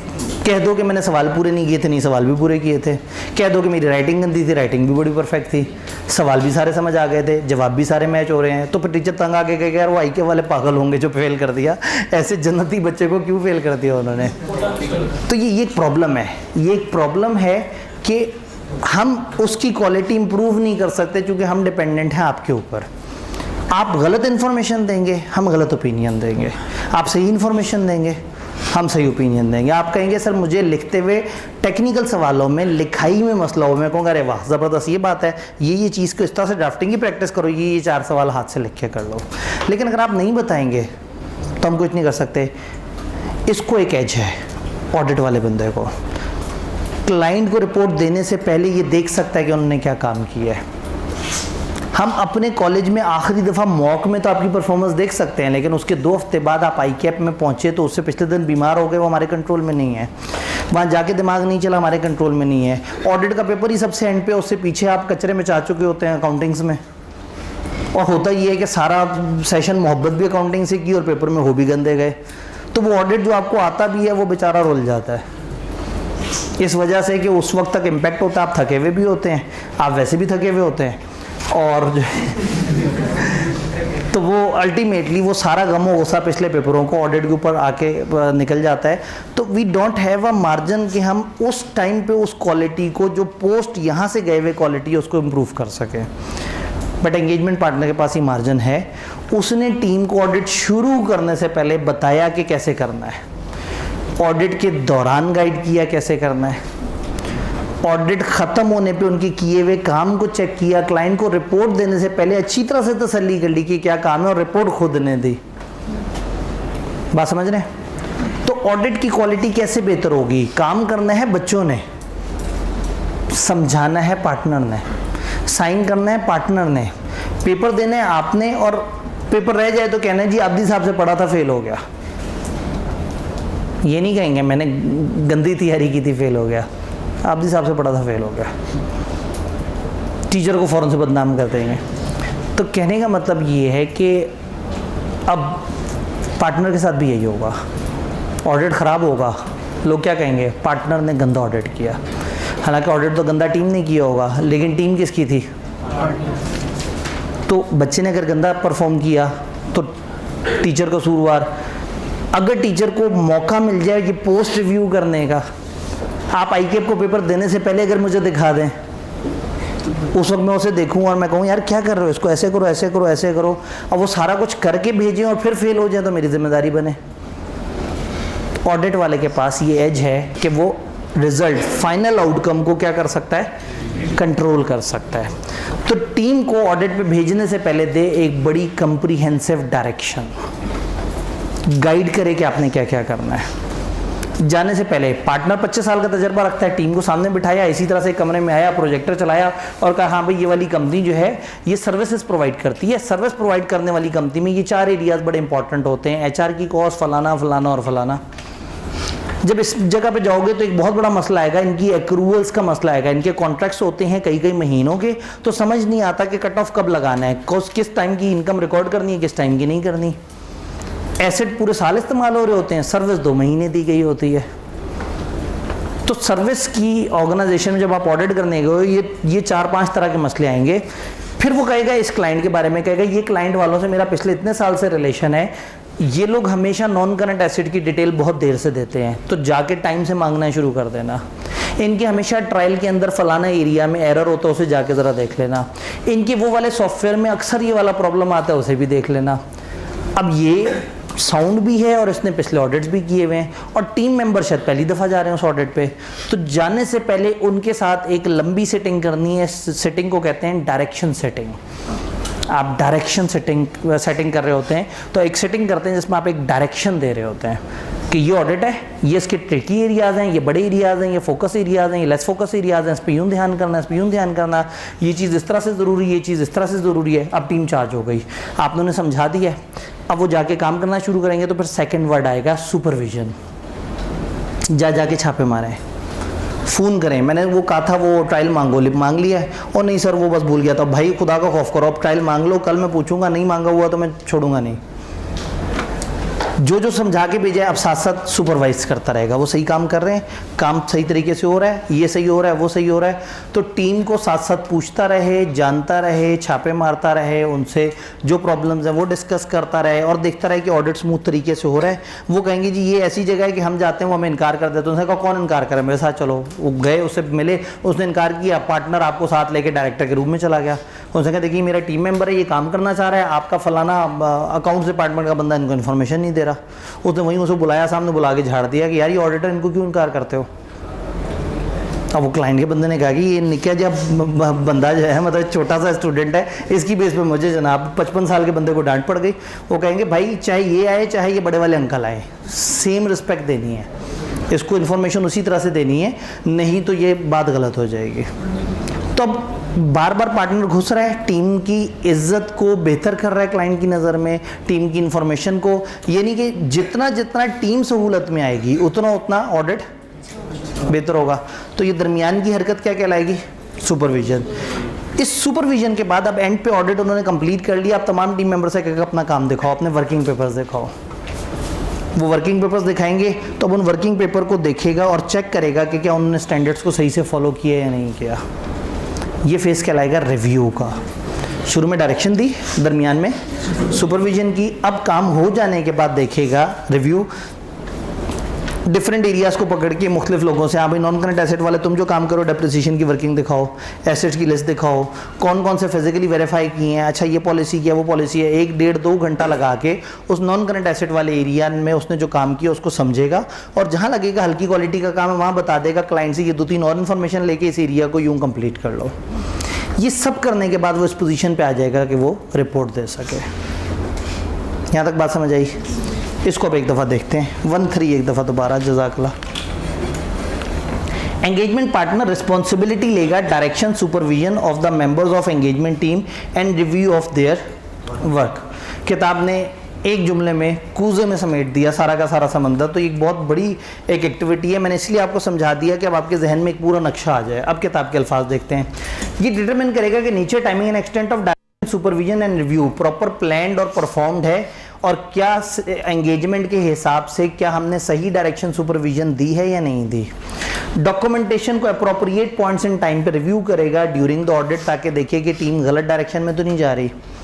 डिटरमाइन करेगा on or before date of audit report कि क्या सफिशिएंट अप्रोप्रिएट ऑडिट एविडेंस हासिल कर चुके हुए हैं जिससे हम अपनी ओपिनियन तक पहुंच सकें। फाइनेंशियल स्टेटमेंट्स को रिव्यू करेगा, ऑडिट रिपोर्ट को देखेगा, ऑडिट रिपोर्ट पे डेट डालने से पहले अच्छी तरह से तसल्ली कर लेगा कि हम जो करने जा रहे हैं वो सही है और अल्टीमेटली प्रायर टू इशुएंस एक रिटन कम्युनिकेशन मैनेजमेंट से, दोस्त शावत गवर्नेंस से, वो सारी चीज़ों से अच्छी तरह से देखेगा। यानी कि अपनी रिपोर्ट देने से पहले आपने अपने ऑडिट को प्रॉपर क्लोज करना है। टीम ने अच्छा काम किया है, उनके काम को रिव्यू कर चुके हैं, स्टैंडर्ड फॉलो हो चुके हैं, डायरेक्शन मान चुके हैं, सुपरविजन ले चुके हुए हैं, कम्युनिकेशंस हो गई हैं, सारी चीज़ें देखने के बाद फाइनली आपने रिपोर्ट दे देनी है। बट यहाँ एक छोटी सी ब्रेक लगती है, एक ऑप्शनल स्टेप आता है। वो ऑप्शनल स्टेप है engagement quality review. Engagement quality review ISQM1 और ISQM2 हमारे सिलेबस में नहीं है। ISQM1 क्वालिटी मैनेजमेंट का एक स्टैंडर्ड है और ISQM2 जो है वो क्वालिटी रिव्यू से रिलेटेड एक स्टैंडर्ड है। ये स्टैंडर्ड ये सजेस्ट करते हैं, जस्ट फॉर अंडरस्टैंडिंग बता रहा हूँ लेकिन आपको पता होना चाहिए, ये स्टैंडर्ड ये सजेस्ट करते हैं कि कभी कभी कुछ खास जगह पे हमें क्वालिटी ऑफ द एंगेजमेंट या क्वालिटी ऑफ द ऑडिट को इम्प्रूव करने के लिए एक एडिशनल रिव्यूअर को बीच में डालना पड़ेगा। कब डालना पड़ेगा, क्यों करेंगे, वो उन स्टैंडर्ड्स में सोचना जो हमारे सिलेबस में नहीं है। तो अगर फर्म कोई क्राइटेरिया सेट कर दे कि हमारा ये वाला क्लाइंट होगा जो पहली दफ़ा आया होगा उस पर हम क्वालिटी कंट्रोल रिव्यू करवाएंगे, क्वालिटी रिव्यू, या वो तय कर दें कि हमारा जो भी क्लाइंट 5 करोड़ से ऊपर का होगा उस पर हम क्वालिटी रिव्यू करेंगे, तो अब हमारा ये स्कोप नहीं है कि कहाँ क्वालिटी रिव्यू होगा। हमारा स्कोप कहाँ से शुरू होता है, for audit engagement for which engagement quality control review engagement quality review is required. क्यों रिक्वायर्ड है पता नहीं, वो क्राइटेरिया जिस स्टैंडर्ड ने बताया वो स्टैंडर्ड हमारे सिलेबस में नहीं है। तो अगर हम जो ऑडिट करने जा रहे हैं अगर इस पे क्वालिटी रिव्यू की रिक्वायरमेंट भी है तो फिर एंगेजमेंट पार्टनर एडिशनली क्या देखे, वो देखे कि क्या एक रिव्यूअर अपॉइंट हुआ। इसका मतलब है कि एंगेजमेंट पार्टनर तो मौजूद है, एक और रिव्यूअर बीच में आ जाएगा, एक और रिव्यूअर, वो एंगेजमेंट क्वालिटी जो एंगेजमेंट पार्टनर है उससे ऊपर का होगा, उससे सीनियर रैंक का होगा। वो आके देखेगा कि इस एंगेजमेंट पार्टनर ने अपना काम सही से किया या नहीं किया। वो आके क्या करेगा, वो ISQM2 बताता है जो हमारे सिलेबस में नहीं है। और ये स्टैंडर्ड किसकी जिम्मेदारियां बता रहा है, एंगेजमेंट पार्टनर की। और ये एरिया का नाम क्या है, जो हमारे पार्टनर ने नहीं करना किसी और ने करना है, बेचारे फंस गए, जिक्र भी करना है और वो करना भी किसी और ने। तो अब चालाकी देखें इनकी। एंगेजमेंट पार्टनर शेल डिटरमाइन कि क्या रिव्यूअर अपॉइंट हुआ है। इसी ने देखना है कि मेरे ऑडिट पे अगर रिव्यू की रिक्वायरमेंट थी तो क्या रिव्यूअर भाई साहब आए हैं। कोऑपरेट करेगा क्वालिटी रिव्यूअर से और तमाम मेंबर्स को कहेगा भाईजान आपने भी ये अंकल से तावन करना है। डिस्कस करेगा सिग्निफिकेंट मैटर और जजमेंट जो ऑडिट के दौरान हुई है और जो वो चीज़ें आपको देख रहा हो जिस तरह से आपने उससे हर मुमकिन तावन करना है। इसका मतलब ये है कि एंगेजमेंट क्वालिटी रिव्यूअर आपको वैसे ही रिव्यू करेगा जैसे आपने टीम का रिव्यू किया है। तो चूंकि 220 कहता है एंगेजमेंट पार्टनर की जिम्मेदारियां क्या हैं, तो तुम्हारी जिम्मेदारी है कि तुम देखो कि रिव्यूअर आया है, तुम्हारी जिम्मेदारी है तुम उस रिव्यूअर के साथ ताउन करो, तुम्हारी जिम्मेदारी है कि तमाम मैटर उससे तय करो, उसको बताओ और जहां जहां उसे जो सपोर्ट चाहिए वो, और अपनी रिपोर्ट को तब तक डेट मत डालो जब तक कि उसका रिव्यू कंप्लीट ना हो गया। तो यहाँ थोड़ा सा फर्क आ गया। पुराना ISA 220 उस रिव्यूअर और रिव्यूअर की डॉक्यूमेंटेशन, वो क्यों आता है, वो क्या करता है और हमारा पार्टनर क्या करता है, ये वाली बातें बताता था। अब वो बातें खत्म हो चुकी हैं। अब हमने सिर्फ एंगेजमेंट पार्टनर की जिम्मेदारी बतानी है कि अगर इस ऑडिट में किसी वजह से रिव्यू है रेलेवेंट, तो बस वो जो रिव्यूअर है वो आया और उसने अपना काम किया और हमने उससे ताउन किया, ये देखना है किसके ज़िम्मे, हमारे एंगेजमेंट पार्टनर के ज़िम्मे। वो क्यों आएगा, कब आएगा, क्या काम करेगा, वो अब ISQM1 जाने और 2 जाने, और वो दोनों स्टैंडर्ड हमारे सिलेबस में कैफ लेवल पे नहीं है। डन, इवन कैफ लेवल को तो पता ही नहीं है उनका नाम। अब वो अभी भी ISQC1 बता रहे हैं जो कि रिपील हो चुका हुआ है, 1.5 साल हो चुका हुआ है। तो जब ICAP की नज़र पड़ जाएगी वो उसको चेंज कर देंगे। इस दौरान कंसल्टेशंस, इस दौरान 2 चीज़ें जहन में रखनी है। कंसल्टेशन, आपकी टीम को चाहिए कि वो एंगेजमेंट पार्टनर से साथ साथ मशवरा लेते रहें। आप टीम को बताएंगे जहाँ डरो, जहाँ परेशान हो, मेरे से पूछ लिया करना, मेरे से मशवरा लेना। इसमें और सुपरविजन में क्या फ़र्क है? सुपरविजन में भी तो जा के आप उन्हें बता रहे हैं। सुपरविजन में उन्होंने कहा नहीं था, आप चले गए उनको गाइड करने के लिए। कंसल्टेशन में वो महसूस करेंगे, वो पूछेंगे और आप पूछने पे जवाब देंगे। आपने उन्हें डराना नहीं है, आपने कहने ओपनली पूछ लिया करो। जूनियर्स को सीनियर से पूछना चाहिए, सीनियर्स को मैनेजर से पूछना चाहिए, मैनेजर को पार्टनर से पूछना चाहिए, पूरी टीम में कन्फ्यूजन उन्हें पार्टनर से पूछना चाहिए, पार्टनर को परेशानी हो रिव्यूअर से पूछना चाहिए। तो इस चीज़ को देखे, रिस्पॉन्सिबिलिटी लेके हमारी टीम प्रॉपर कंसल्टेशंस ले रही है। जो भी डिफ़िकल्ट या कंटेंशियस यानी कि जो मशकूक मामलात होते हैं जिसमें ज़रा पेचीदगियाँ होती हैं, उनके ऊपर क्या डिस्कशन हो रही है, क्या कुछ और मैटर्स जो कि प्रोफेशनल जजमेंट और उससे रिलेटेड है उनके ऊपर डिस्कशन हो रही है, क्या हमारे members of the engagement team appropriate consultation during audit with in team and between the engagement team and other at appropriate level with in और आउटसाइड द फर्म। क्या हमारी टीम आपस में कंसल्टेशन कर रही है, क्या हमारी टीम फर्म वालों से कंसल्टेशन कर रही है, फर्म के बड़ों से, क्या हमारी team outside the firm consultations ले रही है, किसी एक्सपर्ट से ओपिनियन ले लिया, आईकैप से ओपिनियन ले लिया। डिटरमाइन करें नेचर एंड स्कोप और कंक्लूजन जो जो इस कंसल्टेशन से आए, और फिर ये देखें कि वो जो कंसल्टेशन से जो कंक्लूजन ड्रॉ हुए थे क्या हमने उसको इम्प्लीमेंट भी किया या नहीं, बस उनसे मशवरा लिया और एंड पे की अपनी मर्जी। तो अब एंगेजमेंट पार्टनर ने क्या जिम्मेदारी लेनी है कि प्रॉपर कंसल्टेशंस ली जा रही हैं थ्रू आउट ऑडिट, और ये कंसल्टेशन नीचे से ऊपर की तरफ आएंगी, सुपरविजन ऊपर से नीचे की तरफ गई है। देन इसी दौरान डिफरेंस ऑफ ओपिनियंस भी आएंगे, सीनियर कुछ और कहता है, जूनियर कुछ और कहता है, सीनियर कुछ और कहता है, मैनेजर कुछ और कहता है। तो वो कहते हैं कि टीम में जब डिफरेंस ओपिनियन हो तो आपने हमेशा ऊपर की तरफ जाना है। टीम में आपस में क्लैश हो वो पार्टनर से पूछें, टीम का पार्टनर से क्लैश हो वो फर्म की पॉलिसीज़ को फॉलो करें जिसमें लिखा होगा कि क्लैश करके दिखाओ। रूल नंबर 1 पॉलिसी को लेंगे, पहले सफ़े पे लिखा होगा rule number 1 partner always right, अगला सफ़ा खाली होगा।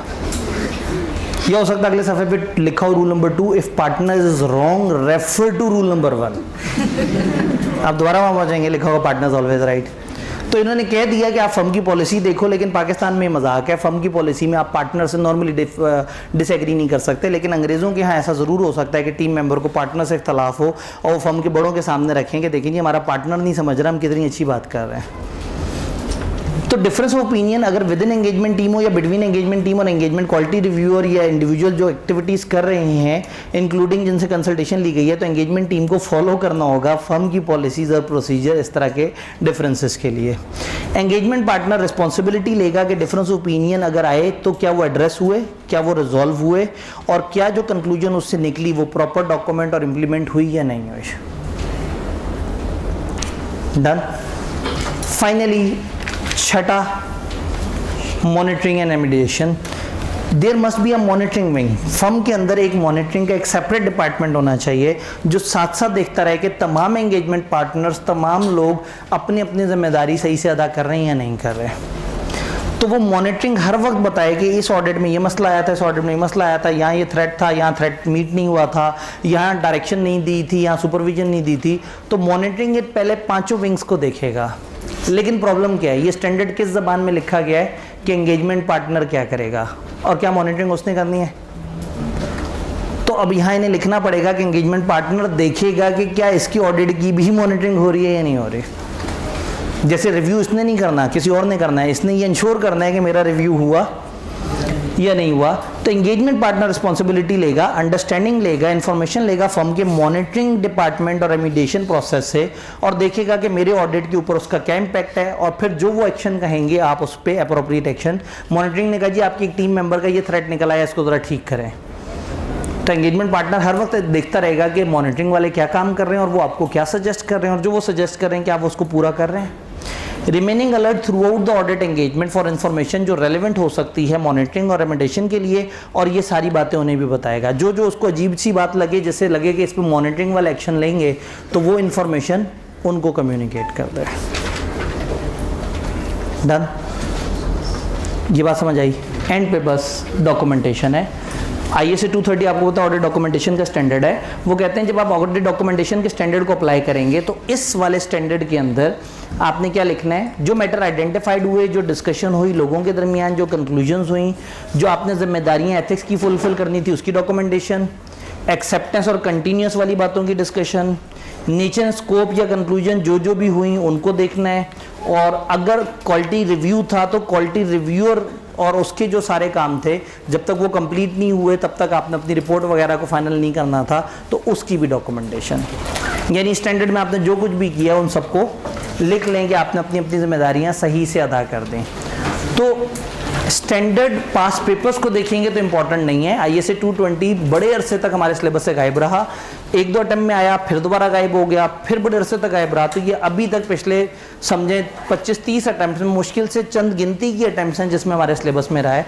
तो इसके पास पेपर आपको ज़्यादा नज़र नहीं आएंगे, लेकिन चूंकि ये रिसेंटली रिवाइज हुआ है तो मुझे थोड़ा सा डर है कि अचानक से उधर से 5, 6, 7, 8 नंबर का कोई सीधा सवाल ना पूछ लें। तो इसलिए हमने आज इस पर ज़रा ज़्यादा तवज्जो दी है। तो कल इंशाल्लाह ताला मिलते हैं, इससे आगे चलते हैं।